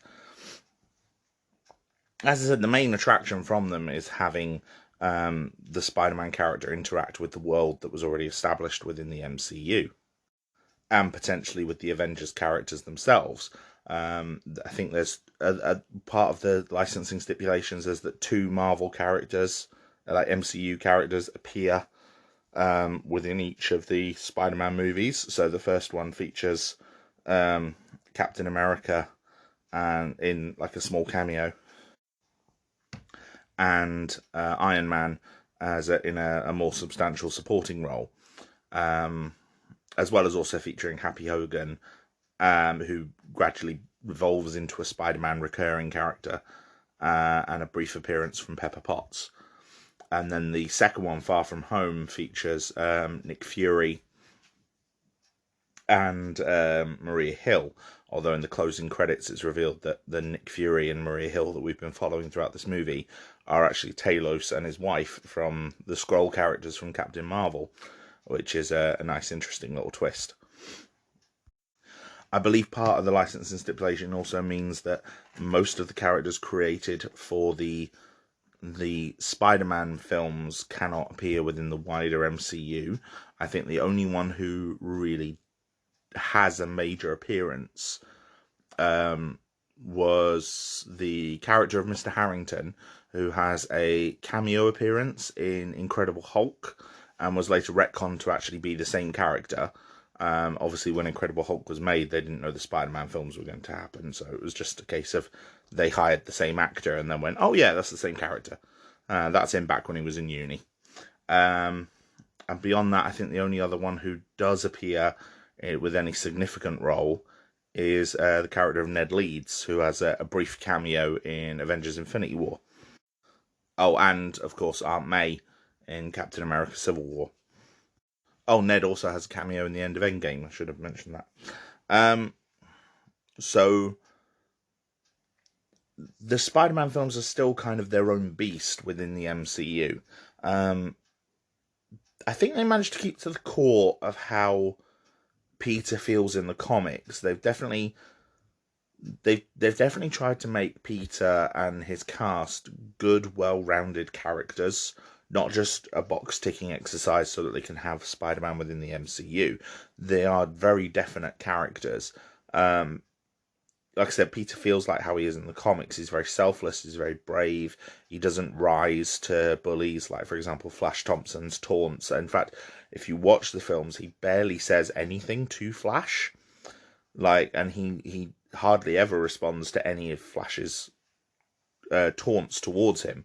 Most of the time, he just flat out ignores him, which I think is a very nice touch. Some parts of the more familiar Spider-Man narrative have been completely avoided. For example, we don't see Spider-Man's origin in any of these movies. We don't see his parents. We don't see Uncle Ben. all things that have been touched on and done in previous films. Now, sometimes that might be to the film's detriment. I know a lot of people on the internet have complained about the lack of Uncle Ben. Personally, I have a theory about it, and that theory mainly seems to be on how Spider-Man is structured within the MCU, as opposed to how Spider-Man is in the original comics. In the original Marvel comics, Spider-Man was one of the first heroes to emerge, and obviously the interconnectedness of the Marvel characters came later. You know, Spider-Man appeared in his own title, the Iron Man appeared in his, Doctor Strange appeared in his, the Fantastic Four appeared in theirs, and so on and so forth. It wasn't until some of the later issues of Fantastic Four and until the appearance of the Avengers, which would have been a year later, that they really started to embrace the sort of connected universe method. So obviously in the Marvel Comics, Spider-Man was one of the first heroes to really appear. I think the only heroes that predate him in the Marvel Universe are the Fantastic Four, I think possibly Thor, and the Hulk. And I think Spider-Man and the Hulk actually appear in the same month, or very, very close. Henry Pym appears in the Man in the Anthill story, but that's written more as a horror comic. He's not really given the Ant-Man identity yet. So yes, the whole guiding principle of Uncle Ben is part of Peter's superhero origin. In the MCU, that's flipped on its head. The MCU does have a very clear and established timeline that mainly follows our real world. So when we first meet Spider-Man in Captain America Civil War, which is in 2016, he says he's had his powers for about a year.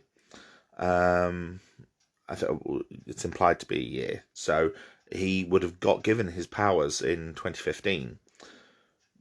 By the time 2015 happens in the MCU, the Avengers saved New York 3 years before that. You know, they've fought in Sokovia in 2015.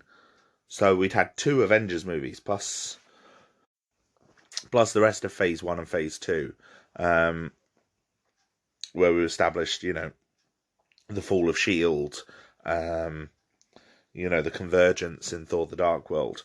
So we could quite reasonably establish that perhaps Uncle Ben, and maybe even Richard and Mary Parker, die in the Battle of New York. And you know, Peter seeing the Avengers, you know, or trying to save people, or, you know, maybe Uncle Ben tried to save someone and died doing it. You know, we don't need to necessarily see it to understand that it happened. And I don't think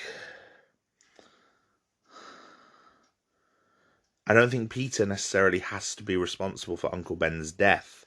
Maybe he still blames himself for it, but he doesn't necessarily have to be responsible, because the world that this Spider-Man exists in is very different.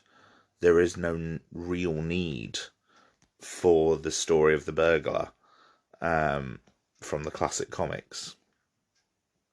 So that's my theory as to why maybe Uncle Ben hasn't been around.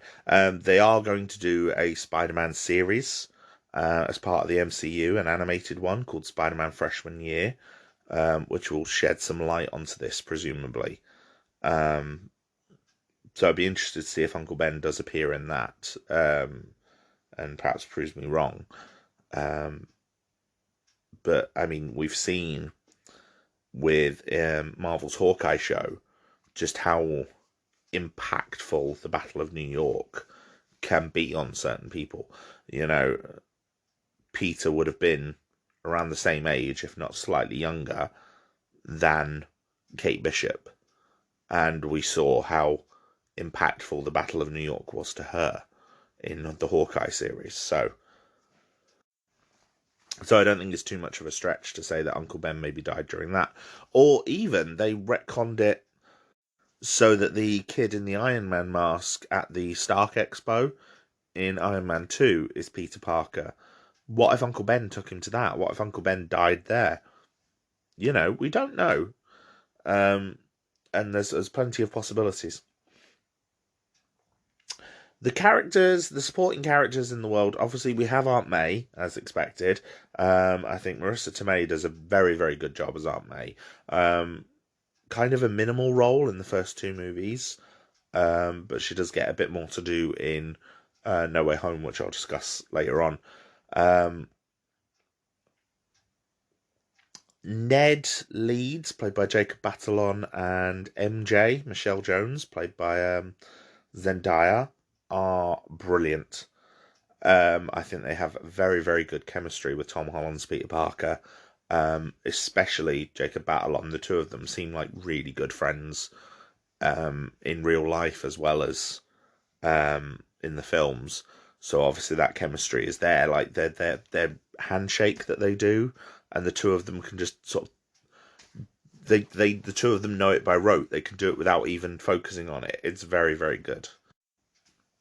And there's a nice little touch between the two characters that I really like. I will say the role of Ned, Ned is a character in the comics, but he's not as close to Peter in the comics as he is in the films. I think in part what they've done is they've combined him with the character of Genki Lee from the Miles Morales comics. Genki is Miles Morales' best friend and roommate at the Brooklyn school where he's studying. And he obviously becomes aware that Spider-Man helps cover for him, helps him plan and things like that, which is sort of the role that Ned takes on in this, which I do like. I think it's also serves a double purpose in the film in that it allows Peter to have someone to sound off against. Obviously, in the comics, they do this with like caption boxes, thought balloons, things like that. We always have an insight into what Peter is thinking. In films, that's a lot harder to do, and some of the previous films have had it with Peter either just being quiet or perhaps talking out loud to himself. What they've done in this one is they've introduced characters for him to bounce off of. Ned is obviously the most popular one, but also the AI running his suit, Karen, in Spider-Man Homecoming, serves a similar sort of role. It's a sounding board for Peter to talk to, which I think is great. The idea of both of the villains for these two films, for Homecoming and Far From Home, being influenced by Tony Stark was another controversial point. To me, though, it makes sense. It's a sign of how influential Stark is to the MCU, like in its very DNA. And in comparison to Oscorp in the previous Spider-Man franchises, even forgetting the basement of superpowers that appears at the end of Amazing Spider-Man 2,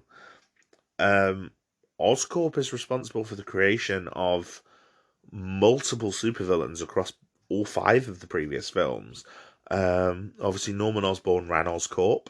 The Oscorp provided the material for the material and the funding for Otto's experiment, which then led Harry to secretly finance Otto's second experiment in Spider-Man 2.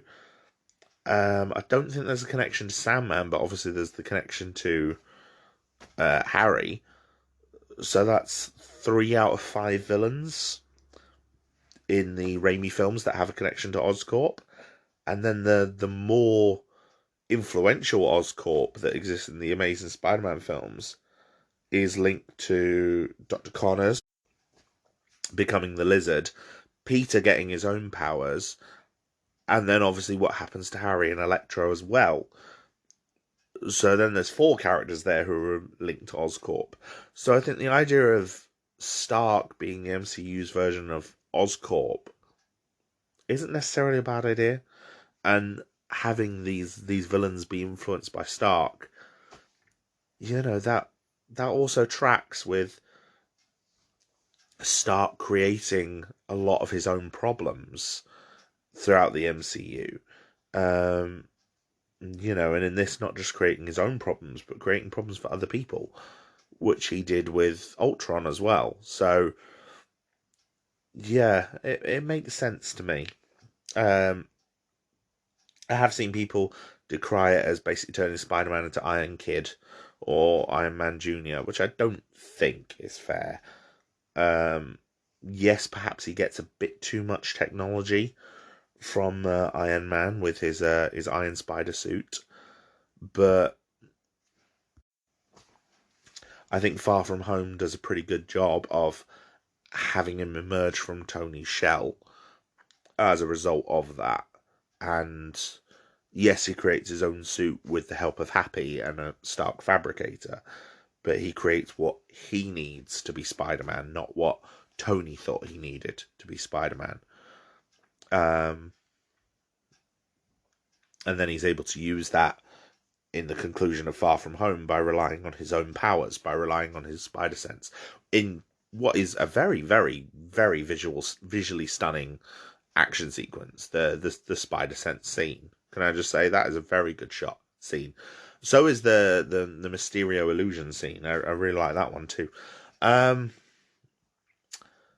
the homemade costume is probably the most believable one yet. Like his very first Spider-Man costume. I like the idea of the having to narrow the eyepieces to help him focus. I think that's a great touch as a way of explaining, one of those comic book tropes, which is that the eyes on his suit in the comics do change to give us an indication of Peter's expressions. And we can do some element of that when in the films now because of these automatic irises, which I thought was quite, again, a nice touch and a way of explaining some of the more comic booky elements. Um, I do think both films, despite the extra cast members um, and quite large casts, especially Far From Home, there's a lot of moving parts to Far From Home. Like it's also serving as an epilogue to the Infinity Saga as well, with the sort of the tributes to Tony. But it does a very good job at keeping the focus on Peter and Peter's problems, which is one thing that I was always encouraged for. Looking forward to No Way Home. I know a lot of people were complaining that No Way Home would be a bit clustered, especially if all the rumours did turn out to be true. And then, of course, we found out that there were actually like 5 villains in it. And I'm like, well, yeah, but these films have always done a very, very good job at keeping Peter in the frame, keeping Peter as the main focus. And I think part of that is the writing, part of that is the direction by John Watts, who has done a very, very good job. Part of that is just the performance of the characters. So I was always encouraged by this. I think the villains are very, very good as well. Michael Keaton's Vulture has some tremendous scenes as both the doting dad and the villainous Vulture. Um, like the reveal of him being Liz Allen's father is great, and he comes across as completely different to how we've seen him in the movie at that point. And obviously, Peter already knows who he is. So seeing that reveal and seeing Peter put on the back foot, and him just being a very good, very doting father and husband, he just seems he brings that Michael Keaton charm that that charm that Michael Keaton just seems to have in a lot of his roles, where he just seems like a good all round nice American guy. Um, so yeah, I did like that. I do think the 8 years time jump was ridiculous and a really bad piece of editing. I'm not sure who was responsible for that. I'm not sure if the plan was to have it be 8 years ago and then something got dropped or whatever, but yeah, that's bad. And it does affect the film as well, because if it was just the title card, I think you could ignore it. But because Vulture mentions it in dialogue, and because of the picture that Liz has drawn of the Avengers, it does negatively impact the film. The idea of the Department of Damage Control as well was a good idea. Um, but I wish we got to see more of them.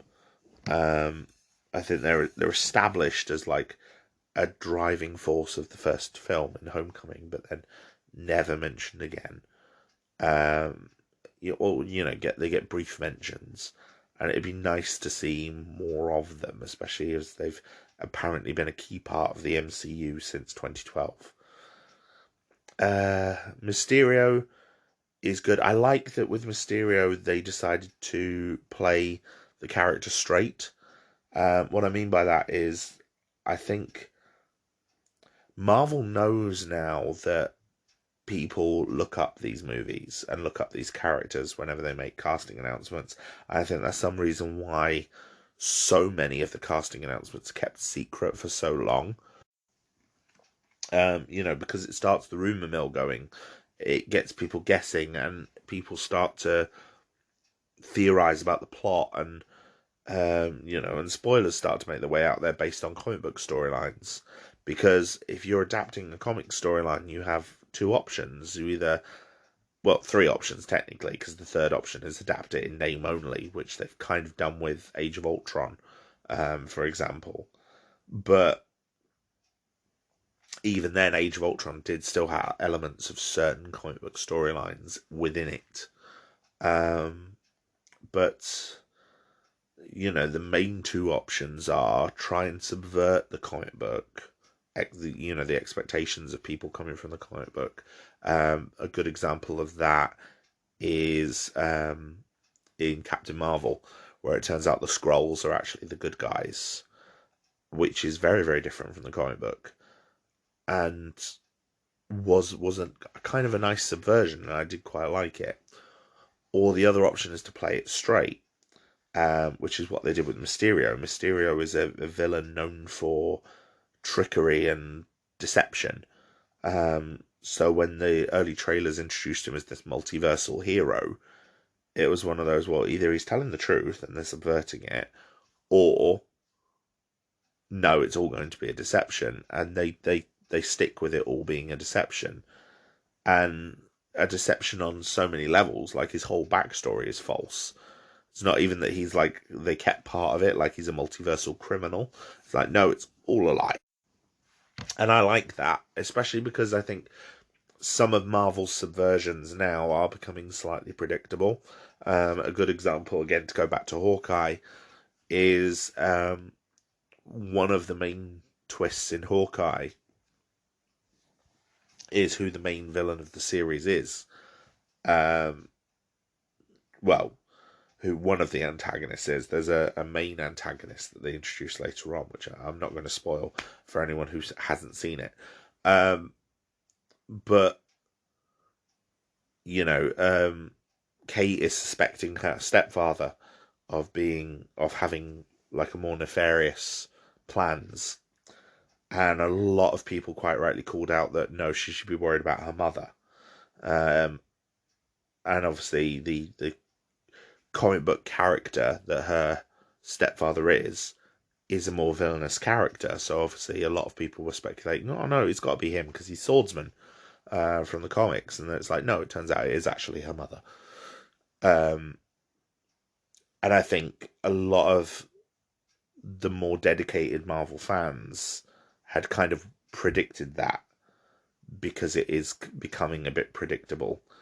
And I know several people have predicted other twists within their series. Agatha Harkness was another one in WandaVision, that a lot of people predicted that she would actually be sort of responsible for everything. She didn't turn out to be responsible for everything necessarily, but she did turn out to have, to be part of, to be separate from everyone else, and to be more of an antagonist. A similar sort of thing happened with Melina Vostokov in Black Widow, Rachel Weisz's character, where again people were like predicting her as one of the more villainous characters. Again, they didn't hit it quite right, but they did predict that, yeah, there was something about her not to be trusted. So I like that with Mysterio they did play it straight and had it be like, no, he's Mysterio, he's the criminal, he's trying to, you know, um, you know, he's trying to play Spider-Man, and he does it very, very well. One of the big recurring tropes in these films as well is also the reveal of Peter's identity to various characters. Peter's identity in the previous films is something that is kept more secret, although the villains do tend to find it out. Most of the reveals are done very, very well. The reveal where Ned finds out is just a nice, shocking, quick comedy moment. Where Vulture works it out is this tense, very tense conversation where you see him puzzling it out and working it out, and it's very sinister. And then, of course, that takes a very good turn where he sort of basically says to Peter that I know who you are, which was very well done, because obviously it's not unexpected for, a dad with a daughter to say, hey, I just want to have a quick word with your prom date before you go inside. And she's like, oh, okay. Why would she think anything about that? Because, yeah, that's somewhat expected. You expect a dad to do that sort of thing. But then, of course, the reveal that, no, he's got a gun and he knows that you're Spider-Man. Very well done. The reveal with May in Homecoming, again, a good laugh and a nice what the moment at the end of the film, elicited a very big laugh when I watched it in the cinema for the first time. I like how MJ had worked it out herself and was kind of puzzling it out, because in the comics Mary Jane does actually work out Peter's identity. So I like that MJ had actually worked it out. And the end reveal in Far From Home, where it's like Mysterio's last little jab, was very well done. And I love that they brought back J.K. Simmons as J. Jonah Jameson. Fun fact, they tried to recast J. Jonah Jameson for Amazing Spider-Man 2 and couldn't do it because they couldn't find anyone who could beat J.K. Simmons' performance. So I like that Marvel just went, yeah, we'll just bring the same guy back, why not? And I think that's a great idea, great twist. I think that works very, very well. Now, before I go into discussing No Way Home in a more spoiler-filled version, I want to discuss Spider-Verse and briefly touch on the Venom films. Spider-Man Into the Spider-Verse, I think, is absolutely incredible. It's probably the best Spider-Man film, and probably one of the best animated films I think I've ever seen, in that it uses the medium of animation to help enhance and tell its story. A lot of films that are animated don't really do that. There are exceptions, but for example, I think the Disney live-action remakes that they've been doing show that they can try and tell the same stories in animation. Not as successfully, I think, because of the benefits of what animation allows you to do. Something like the animated Lion King is always going to look better than the live-action one. For example, when it bursts into the song numbers and you get all this African tribal art in the backgrounds and the bright, vibrant colours and things like that, which you just can't do in live action, not without breaking more levels of disbelief than I think most audiences are comfortable with. Spider-Verse, however, does try and tell a very focused, very adult story. It's probably the most... To me, it's one of the best animated movies because not only is it using the medium of animation to enhance its story, for example, one of the major things it does throughout the film is Miles is only animated every other frame. So in standard film, you have 24 frames per second to create the... So you for each second of film, there's 24 different animated frames. Now, Miles is only animating on 12 of those, which leaves his movements in the film feeling a bit more jilted and sort of stuttery, and not as fluid as the rest of the characters. And that's even before he gets his spider powers. And it's a nice, subtle way of telling you that something's different about him. And that he's also, it also highlights his inexperience compared to the others when he does actually become Spider-Man. There's also things like the huge comic book onomatopoeia that pops up. The big comic book sound effects over certain scenes, or when he's running on the walls or whipping the web line, and you get the little word balloons that pop up. So it's using the animation like that. But it's also telling a very sensible story within the realms of animation. A lot of animation, and I touched on this before in a previous episode, where I was talking about grown-up animation especially, and how it feels like it has to be gratuitous regarding like violence, sex, swearing, things like that, specifically things like Rick and Morty. And the idea that to be taken seriously, it has to very explicitly define itself as not for kids, by using these more adult themes. Spider-Verse isn't like that. It's by its definition a family film, the same way as most of the Disney films, Pixar films, etc. But like a standard comic book, it never tries to talk down to its audience. It doesn't make itself for kids. It's definitely a film that kids can watch, but it's not aimed at children in the same way that something like the Lego Movie might be. The Lego Movie is, again, a very, very good animated movie that tells a story that adults and children can both relate to, but it's very much aimed towards children. Spider-Verse, I don't think is. Spider-Verse is targeted towards fans of Spider-Man, regardless of age. And I think it's a very, very good film for that. And it treats the medium of animation not as animation should be treated, in that animation is a filmmaking medium. It's not a filmmaking genre. There are children's animated films, there are adult animated films or cartoons or properties or TV shows, and family animated ones.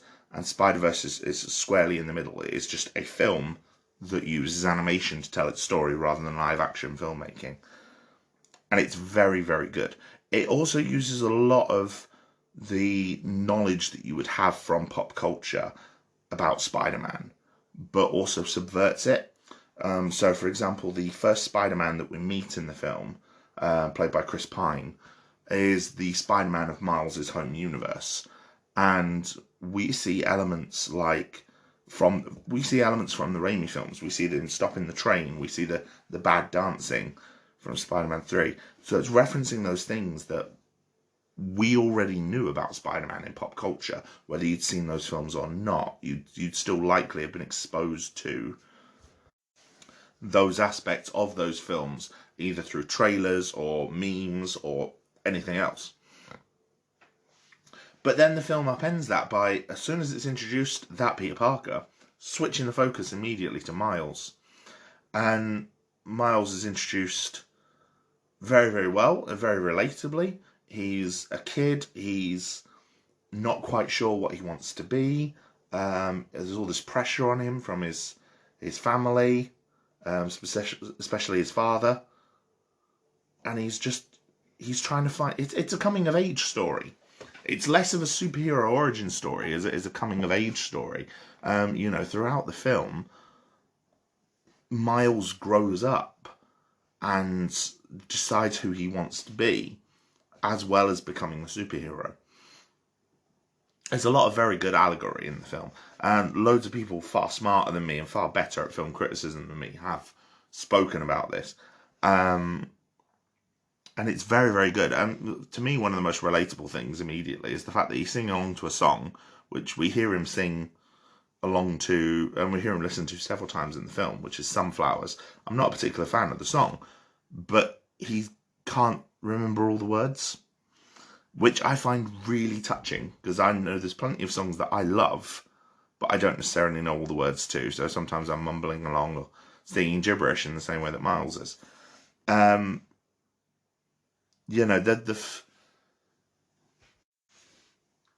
film itself it tells this very bold story that basically adapts the Spider-Verse concept from the films. Not from the films, from the comic book into this film, but anchors it very much on the characters within the film, especially Miles, but also Gwen Stacy, who's played here by Haley Steinfeld, Peter B. Parker, which is Jake Johnson's version, Jefferson Davis, Miles' father, Liev Schreiber's Kingpin, who's playing the villain, who's the main villain, obviously, and Prowler, who is also turns out to be Miles' Uncle Aaron, played by Mahershala Ali, who is fantastic. And it focuses not just on Miles and those other characters, but specifically their relations to Miles. The mentor, the friend, the father figure, the uncle, the villain, and they all have a role to play in developing Miles' story. And it's very, very well done. There are some other nice touches as well, like the introduction of Liv Octavius, played by Catherine Hahn. She's worth mentioning in that her debut in the film is very striking, but beyond that, she just becomes sort of a henchman for the rest of the film, which is a bit of a shame. You also have one of the best Stan Lee cameos ever. The film actually released after his death as well, so it also includes a very touching tribute in the end. And yeah, the cameo is beautiful and is one of many, many things about this film that also makes me cry. The film also isn't short, which is not a complaint. A lot of animated films, due to the more intensive workload that goes into an animation, they tend to be shorter, tend to be around the 90 to 100 minute mark. And that's not a bad thing. Most of them can usually tell everything they need to tell in their story within that time frame. Animated films are very, very good at quick storytelling. For example, Disney are very, very practiced at it. I was surprised when I walked out of Wreck-It Ralph the first time and realised just how short it actually was as a film because of how much actually happens in that film. Just to give an example. Whereas Spider-Verse is a very long film. Spider-Verse, by contrast, I think it's over 2 hours long. So it is much longer than most animated films. It has a runtime much closer to its live-action counterparts. But I don't think it wastes a minute of its screen time. It's still very, very efficient in its storytelling. Every single scene in it is telling us something about the characters. Every little interaction tells us something about the characters, usually about Miles, but sometimes about the others and how they relate to Miles, excuse me. It also has a tremendous soundtrack. It has great visuals. Like, the visuals are very, very structured because this, being filmed that's in animation, you can kind of structure the physical sets in a way that you can't necessarily do with a live action film. I think the best example of this, as well as the best example of just how good the soundtrack is exemplified by probably the best scene in the movie, which, if anyone has seen it, you know exactly which scene I'm going to talk about, which is the leap of faith scene. The leap of faith scene is where Miles embraces his role as Spider-Man, and it is fantastic. It's tremendously shot. The city kind of envelops him and pans round him in the way that the shot is structured. You have the flipped angle so that he's not falling into the city, he's rising out of what he was. And then, of course, this rising music from the song What's Up Danger, which is a fantastic song. And then, of course, the little callbacks in all the different shots to shots that we'd seen previously with Miles. So, like the rising on his web line with a whoop following him in onomatopoeic words, echoing where he fell earlier with the words coming the opposite direction. Or leaping across a gap between two buildings where previously he fell down. And the music as well, especially the song What's Up Danger, rises to a crescendo when Miles becomes Spider-Man and starts parkouring through the city. And even the way he parkours is very similar to the way his uncle, the Prowler, moves through the city when the Prowler was chasing him previously.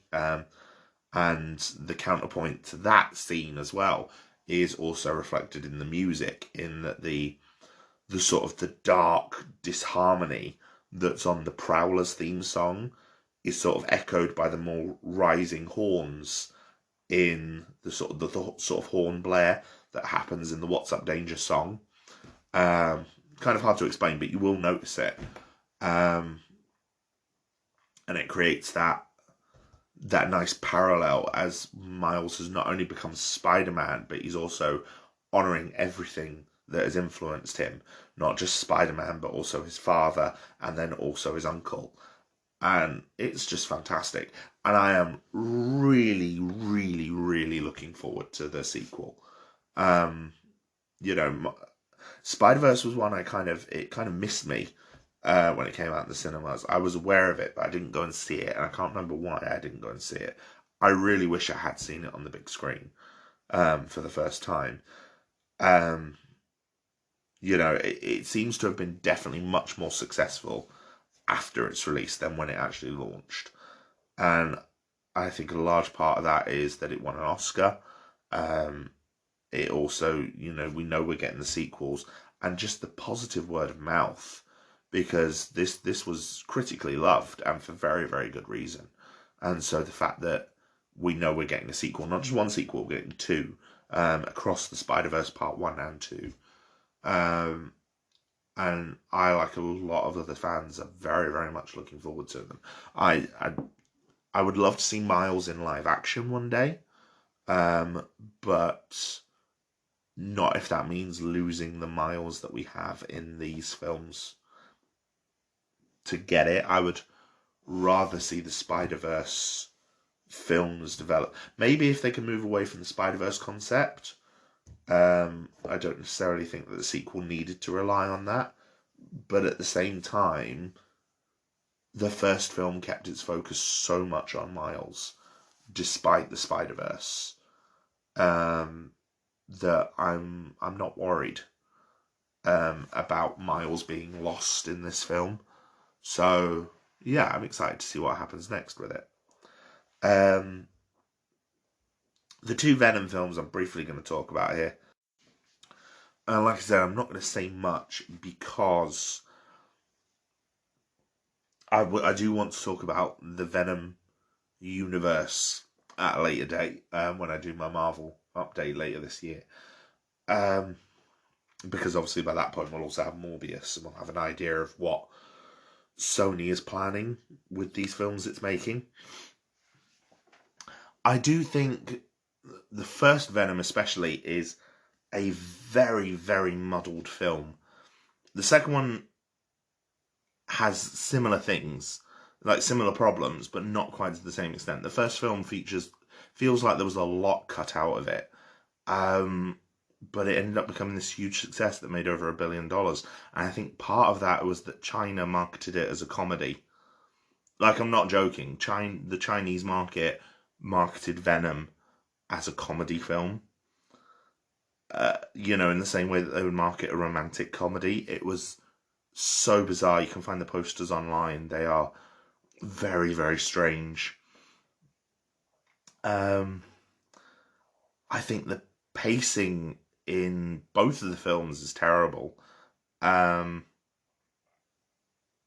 the point, it almost makes some of the worst pacing in Spider-Man 3 or Amazing Spider-Man feel competent. And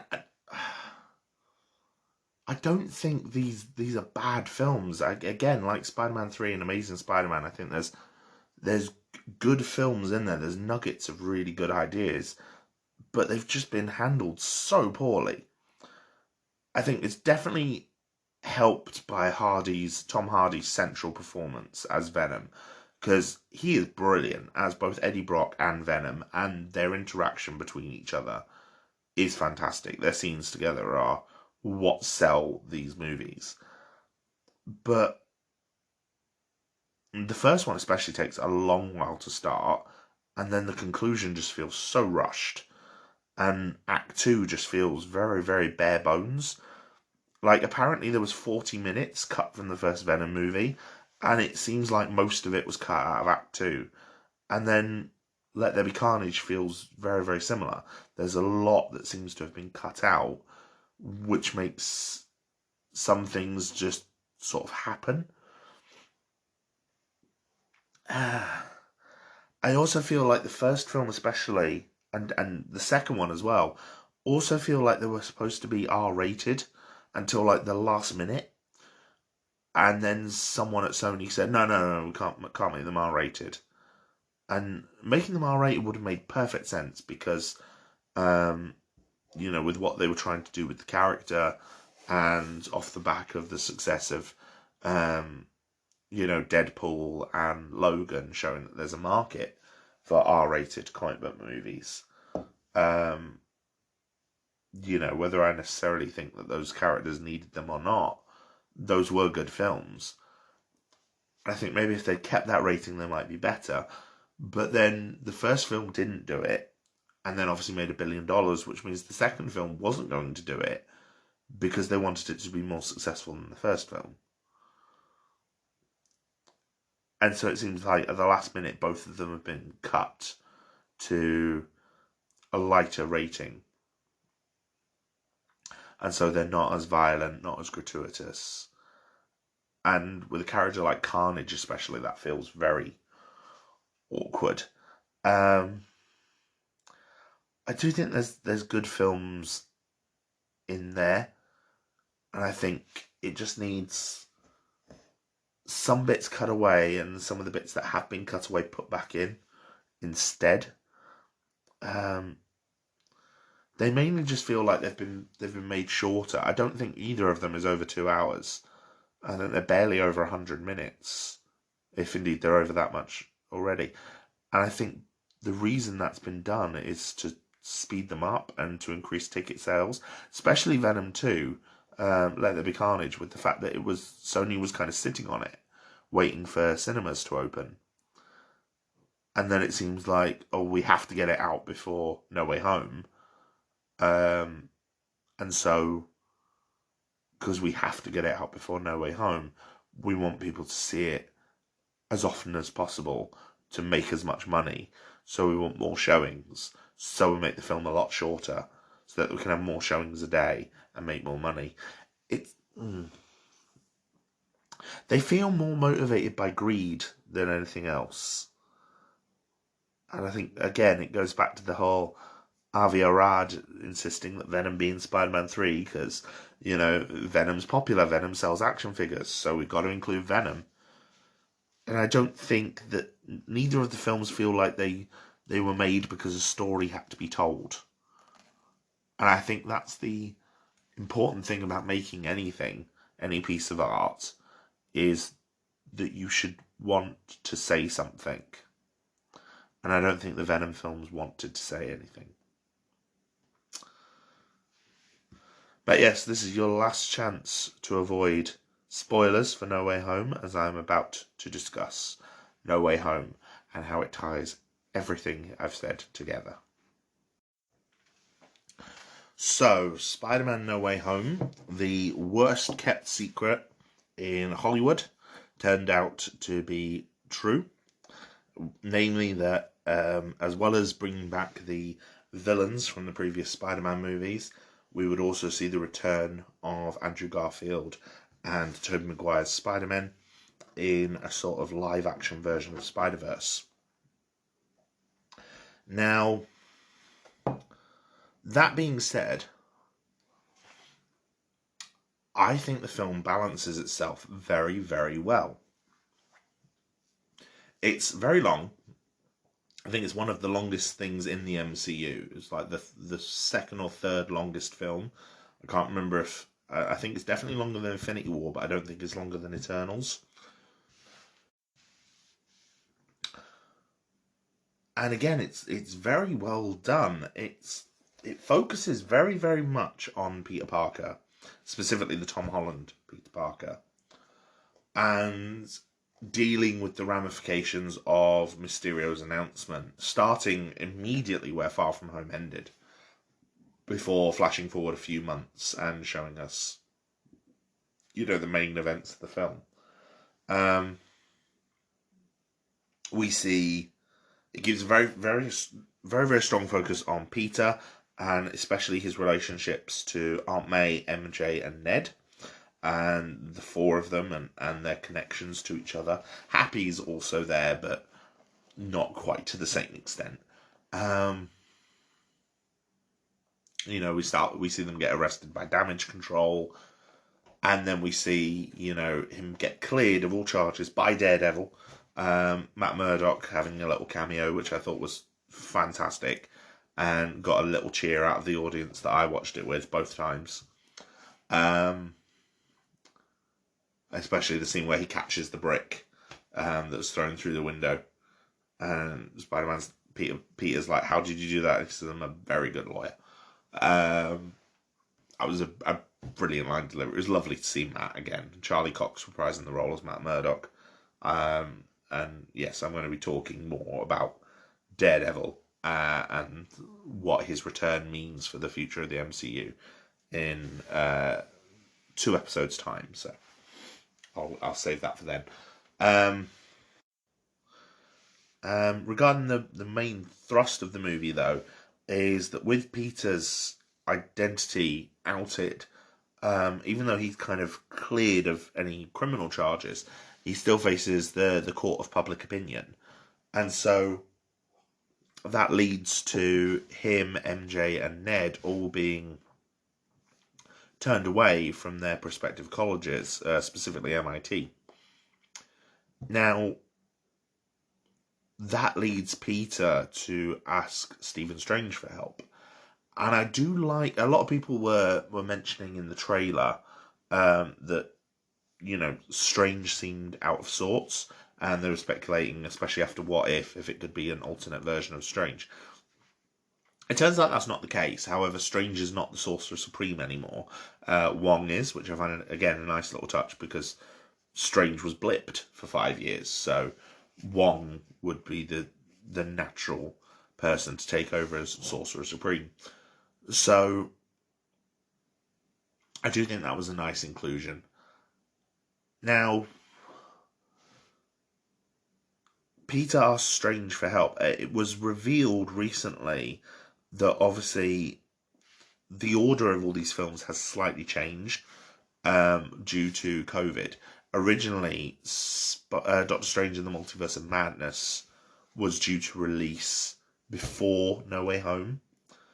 However, because Sony was a bit more strict about their dates than Marvel was, they put No Way Home out before Multiverse of Madness. So that's one reason why Strange is seemingly out of character, is because he originally wasn't meant to be doing the role he does in this film. Originally another character was, and there's concept art of it that's been released online, featuring a character from Multiverse of Madness, who I'm not going to mention because, despite the fact I'm talking about No Way Home spoilers, that actually references something for a future movie. So if you want to find them yourself online, be my guest, but beware possible spoilers for Multiverse of Madness. So Strange does this spell to try and make everyone forget that Peter Parker is Spider-Man. But just like in the trailer, Peter keeps interrupting it with people that he wants to remember, which causes a break in reality. Now, on one hand, I kind of like that Peter hasn't thought it through, clearly. He goes to the immediate sort of magic solution. But I do like that he's not trying to do it for himself. He's trying to do it for his friends, which I thought was great. And I totally get that that's why Strange agrees to help him.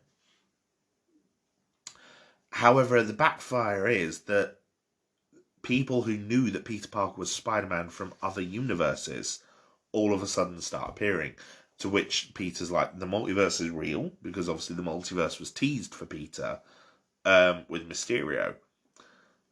And it's like, yeah, the multiverse is real. The first one we see is Dr. Octopus, again played by Alfred Molina. He's brilliant. We then get Electro, Lizard, Sandman, and eventually Norman Osborn. And all of them are fantastic. There are some definite changes with some of them. Electro especially, I think, gets the most changes. It sort of explained that the power in this world's different, so as he's absorbing it, it's changing him in different ways. Which means he loses the blue and looks more like Jamie Foxx now, rather than nerdy Jamie Foxx like he did before. Sandman remains in his sand form throughout the film. That's not really explained. Obviously, the behind-the-scenes reason is Thomas Hayden Church wasn't able to come and reprise the role in person, despite doing the voice. I'm not entirely sure why. But I don't mind, because it was glad to have Sandman back. I like as well that Sandman is not explicitly villainous. Like, he offers to help Peter, and his main driving motivation is to go home. He wants to go home and see his daughter, and he knows that Peter won't let them go back until Peter tries to help all of them, so they don't die when they return. So I've seen some people online who seem to have misconstrued this and think the Sandman is a villain, and he's not. He's not a villain. He's not helping, Norman or anything like that. He's still a hero. Very much a hero. Well, not a hero. Very much the misunderstood character that he was before, in that he just wants to go home and see his daughter.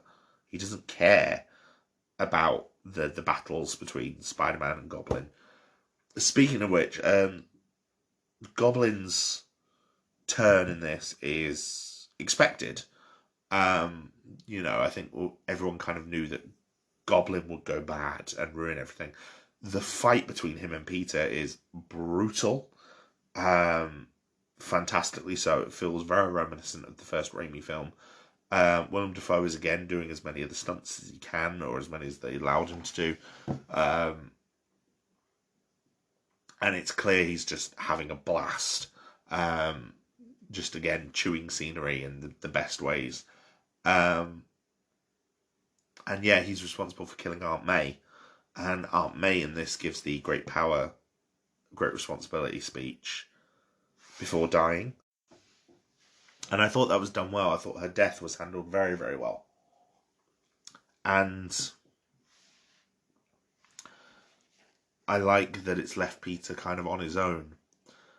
And then Ned, who has been given Doctor Strange's sling ring by Spider-Man, because Spider-Man was able to beat Doctor Strange using math in the mirror dimension, which I thought was brilliant. It was very, very funny. And has taken his sling ring to kind of strand him there.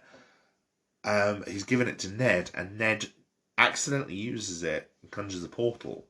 and through that portal comes Andrew Garfield's Peter Parker as Spider-Man, and then they open another portal, and from that portal comes Tobey Maguire, and then Tobey Maguire and Andrew Garfield have a moment, like in Spider-Verse, where their spider senses go off, and then they both try and web each other and everything. It's brilliant, and it's lovely to see them. I like that they're included for most of the third act, and I think introducing them in the third act after May's death makes the best sense for the story of for the film, for the pacing of the film, so that you can keep the focus on Peter, but still include them for more than just a cameo. There are some elements of the previous characters trying to adapt to the MCU style of humour. I do think Andrew Garfield does better at it than Tobey Maguire.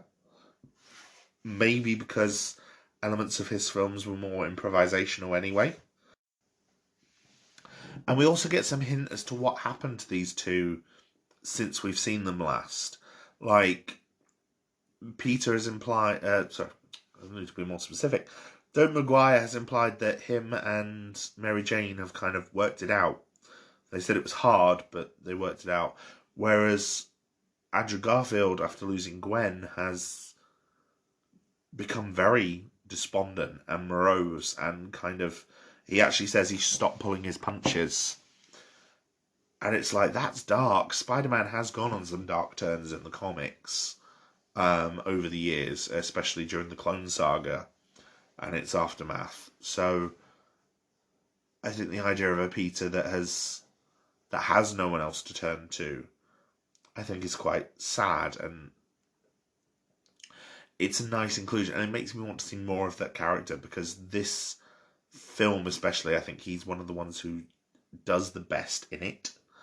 I think the inclusions of these characters, while it's a fantastic film for Peter, Tom Holland's Peter Parker and his cast, I think a lot of the other characters get redeemed or enhanced by their roles in this. The exception is maybe the Lizard, who doesn't really get much to do, and again is a voice-only role from Rhys Ifans. He's suitably threatening, but it doesn't really do much else.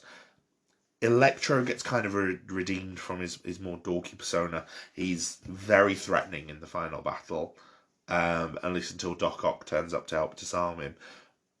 Doc Ock getting a bit more time as a more heroic character, like he actually turns up and helps them stop Electro and lashes out to help try and stop the Goblin. That was a great touch, and obviously Doc Ock was fantastically done anyway, but is now better as a result of this. Green Goblin is now just the best live-action Spider-Man villain that we've gotten, by far, due to his role in this movie. He is terrifying at times in this film. He's definitely scary, and him killing Aunt May just kind of capitalizes him into definitely a much better version of this character, much more evil. He also smashes the mask, and you end up with Willem Dafoe's face for the majority of it, which is fantastic. And he ends up with the tattered purple rags, everything. So he gets a more comic accurate costume, and Peter's drive to kill him for what he did to May is so relatable, but I'm also glad that Toby is the one to stop him. Even though it leads to Toby getting stabbed. And Peter's plan works. He manages to cure all these villains and send them home. However, the multiverse is breaking, and we see shots in the sky of all these characters starting to come through from different universes, including Scorpion, Kraven the Hunter, the Rhino. There's loads more, but obviously I've only seen the film twice in cinemas. I've got no way of pausing it and actually analysing it, but there are loads of characters there. I think there's even a cameo from the Watcher at some point, kind of watching in. And Peter realises the only way to stop it is to make everyone forget who Peter Parker is. Not that Spider-Man is Peter Parker, but who Peter Parker is. And that was brilliant. And it creates a very sad ending where everyone's forgotten him. Like he's at May's grave with Happy, and Happy doesn't remember him. Or he speaks with Mary Jane and Ned and sees that they've both got into MIT and doesn't want to reveal the truth to them. And then he puts on a standard costume and goes out web swinging in New York. And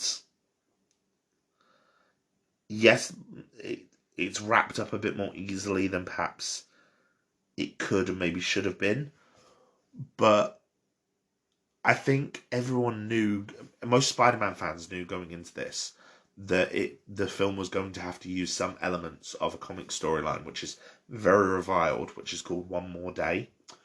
In the comic book Civil War, as part of his stance supporting the pro-registration side led by Iron Man in the comic, Peter Parker publicly reveals his identity. However, then when Peter Parker switches sides later on in Civil War, this puts his family at risk, specifically his wife Mary Jane and his Aunt May. Aunt May is then shot and starts dying. And to save her life, because somehow no one else in the Marvel Universe can help her, even though she's dying of a simple bullet wound. But I won't get started on that because that's a rant for a different day. He makes a deal with Mephisto, who is literally the demon, the devil, and the villain that everyone was expecting was going to be in WandaVision. Probably because they were also expecting him to possibly appear in this, purely because of this storyline, One More Day. And as part of One More Day, Mary Jane convinces Peter to accept a deal with Mephisto, where Mephisto wipes out their marriage. So all the years of history associated with it, and all the future potential of their marriage, like their children, etc. To wipe that away from reality, to restore Aunt May's life. And it's a fucking dumb story, and I bloody hate it. And, people, other people have ranted far better and far more eloquently than I will about it. Specifically Linkara, who is the best one for comic book reviews. If you can find him on YouTube, his review of it is fantastic, although a bit shouty. And yeah, One More Day is awful. But I think once Spider-Man's identity was revealed at the end of Far From Home, most people expected some form of the One More Day storyline to incorporate itself into No Way Home. But I think the way they've done it by having everyone forget who Peter Parker is a much better version of the story than what the comic book did. And it also feels more tragic in some respects. Peter is, he's still Spider-Man, but he's lost MJ, he's lost Ned, he's lost even the other Avengers knowing who he is. Doctor Strange won't remember who Peter Parker is, nor will any of the others. And it is sad, but it's sadness that feels right for the character. This version of Spider-Man is one of the more selfless versions. I mean, all Spider-Men are relatively selfless. All the versions have been. But this one especially, this selfless act of making the world forget who he is, seems like a big, grand sacrifice in a way that the other Spider-Mans never managed. I do kind of wish maybe we could have had a little epilogue featuring the Andrew Garfield and Tobey Maguire Spider-Man back in their own universe and seeing how this had changed them in the same way that we did in Spider-Verse, where we saw Spider-Man Noir solve the Rubik's Cube and things like that. But it's not necessary because it does keep the focus on Peter. And yeah, I think it's a good film. And I think all of the other Spider-Man films become better because of No Way Home. Not just the MCU ones, but the other ones as well.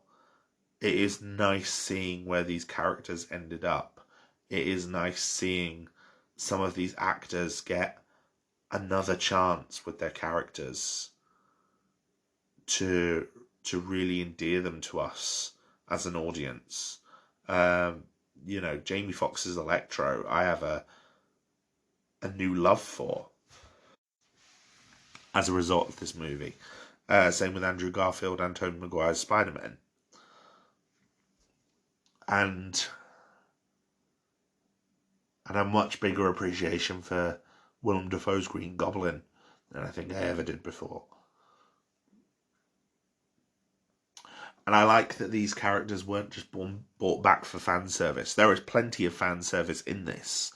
Don't get me wrong. This film probably has more fan service than the last act of Avengers Endgame. And that was pretty much all fan service. This has references to Tobey Maguire's back injury. It has,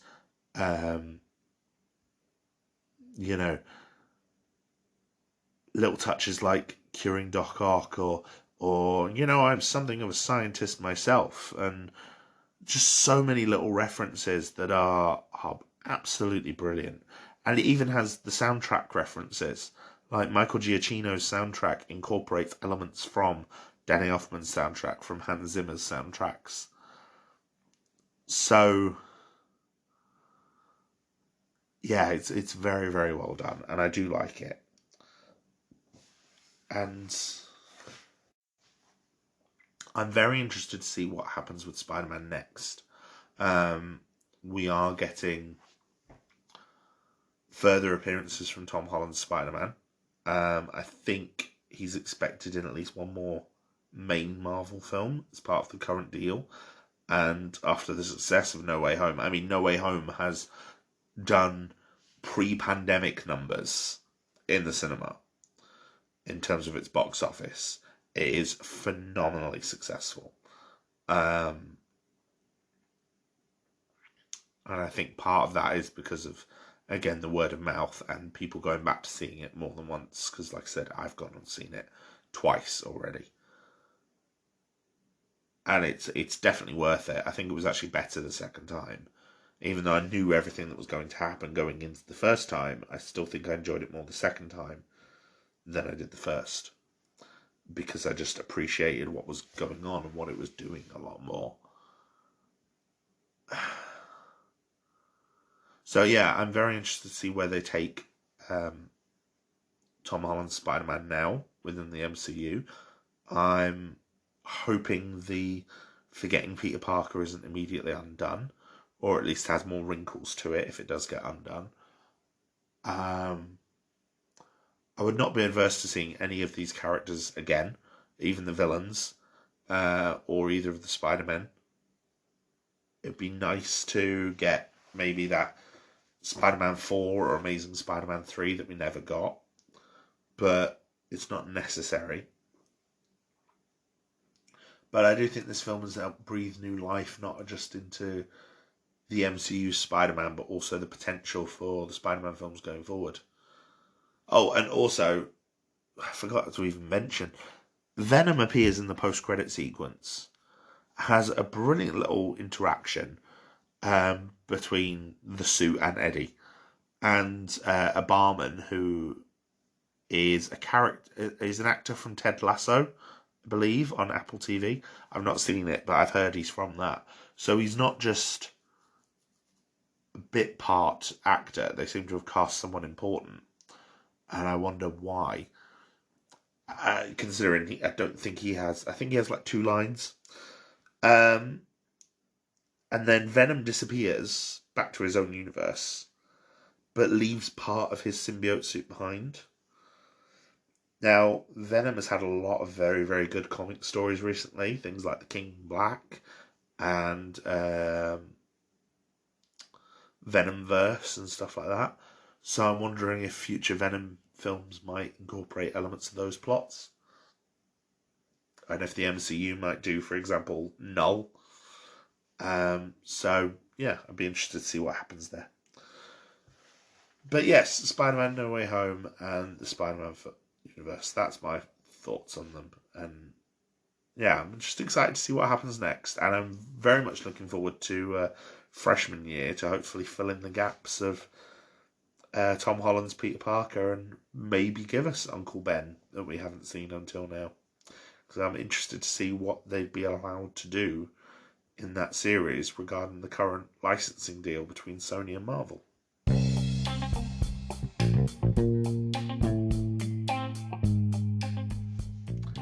Hello friends, just quickly before I sign off for this episode, I thought I'd give you a sneak peek at what's coming up for the first part of the year. The next episode is going to be out in 2 weeks' time, on January 29th, as going to be looking at Final Space, the TV show by Erland Rogers, I have spoken about briefly in my episode on grown-up gratuity. February 12th, 2 weeks after that, I'm going to be looking at Daredevil and the more darker side of the MCU. So looking at all of the Netflix MCU shows, especially with a main focus on Daredevil, but I will touch on Jessica Jones, Luke Cage, Iron Fist and Punisher as well. February 26th, 2 weeks after that, I'm going to be looking at War of the Worlds, the sci-fi classic by H.G. Wells, the radio drama by Orson Welles, no relation, and the Jeff Wayne musical, as well as some of the film adaptations that it's had over the years. I've never read War of the Worlds before, so I'm actually really looking forward to that one, to go into it and discuss it properly. It's definitely an influential one on science fiction as a genre, so hopefully by looking at it as a classic, we can kind of appraise it with a modern eye. March 12th, shortly after the launch of the new Batman film in cinemas, I'm going to be tackling that most popular geek question: who is the best Batman? And I'm going to give you my breakdowns of all the different Batmen that we've had in cinema, from Adam West all the way through to Robert Pattinson, and give you my view on all of them and how I would rank them all. And then finally, before I take a break in April, on March 26th, I'm going to be doing an episode on the television classic Thunderbirds by Jerry Anderson. Thunderbirds is a show I loved as a kid.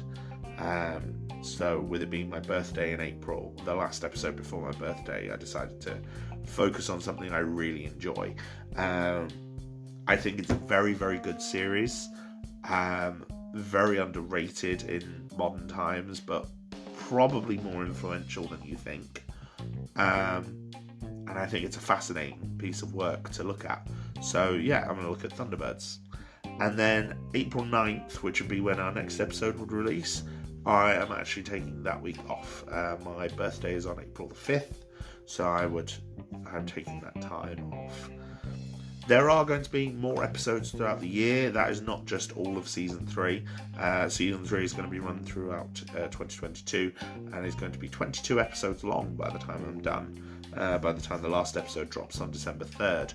I have topics planned for most of the year so far.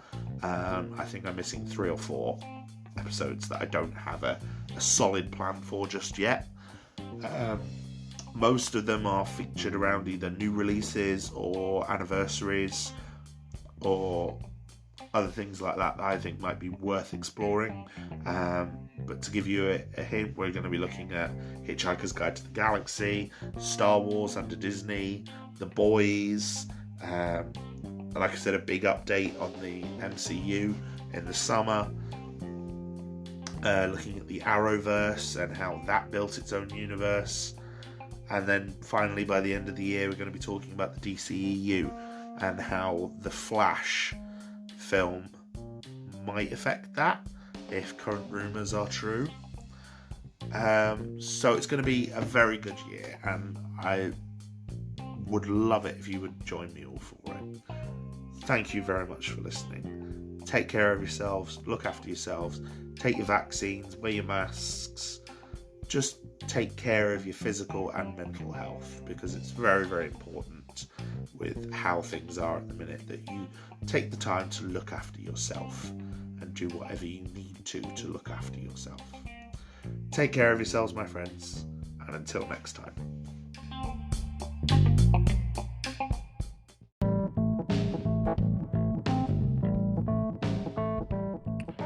Thank you, my friends, for once again joining me on Garhdo Goes Geek. Your continued support for this podcast means the absolute world to me, and I am grateful for every single one of you who stays and listens to one of my episodes. It means the absolute world. Now, if you would like to engage more with me or the podcast, we have a Discord community, small but growing, and we now have commissions open on Ko-Fi. So if there's a topic you would like to see me cover, you can pay me to cover it. All funds will be used for legal purchase of the relevant items where I do not have them. Have a look on the link tree for more information. Until next time, look after yourselves.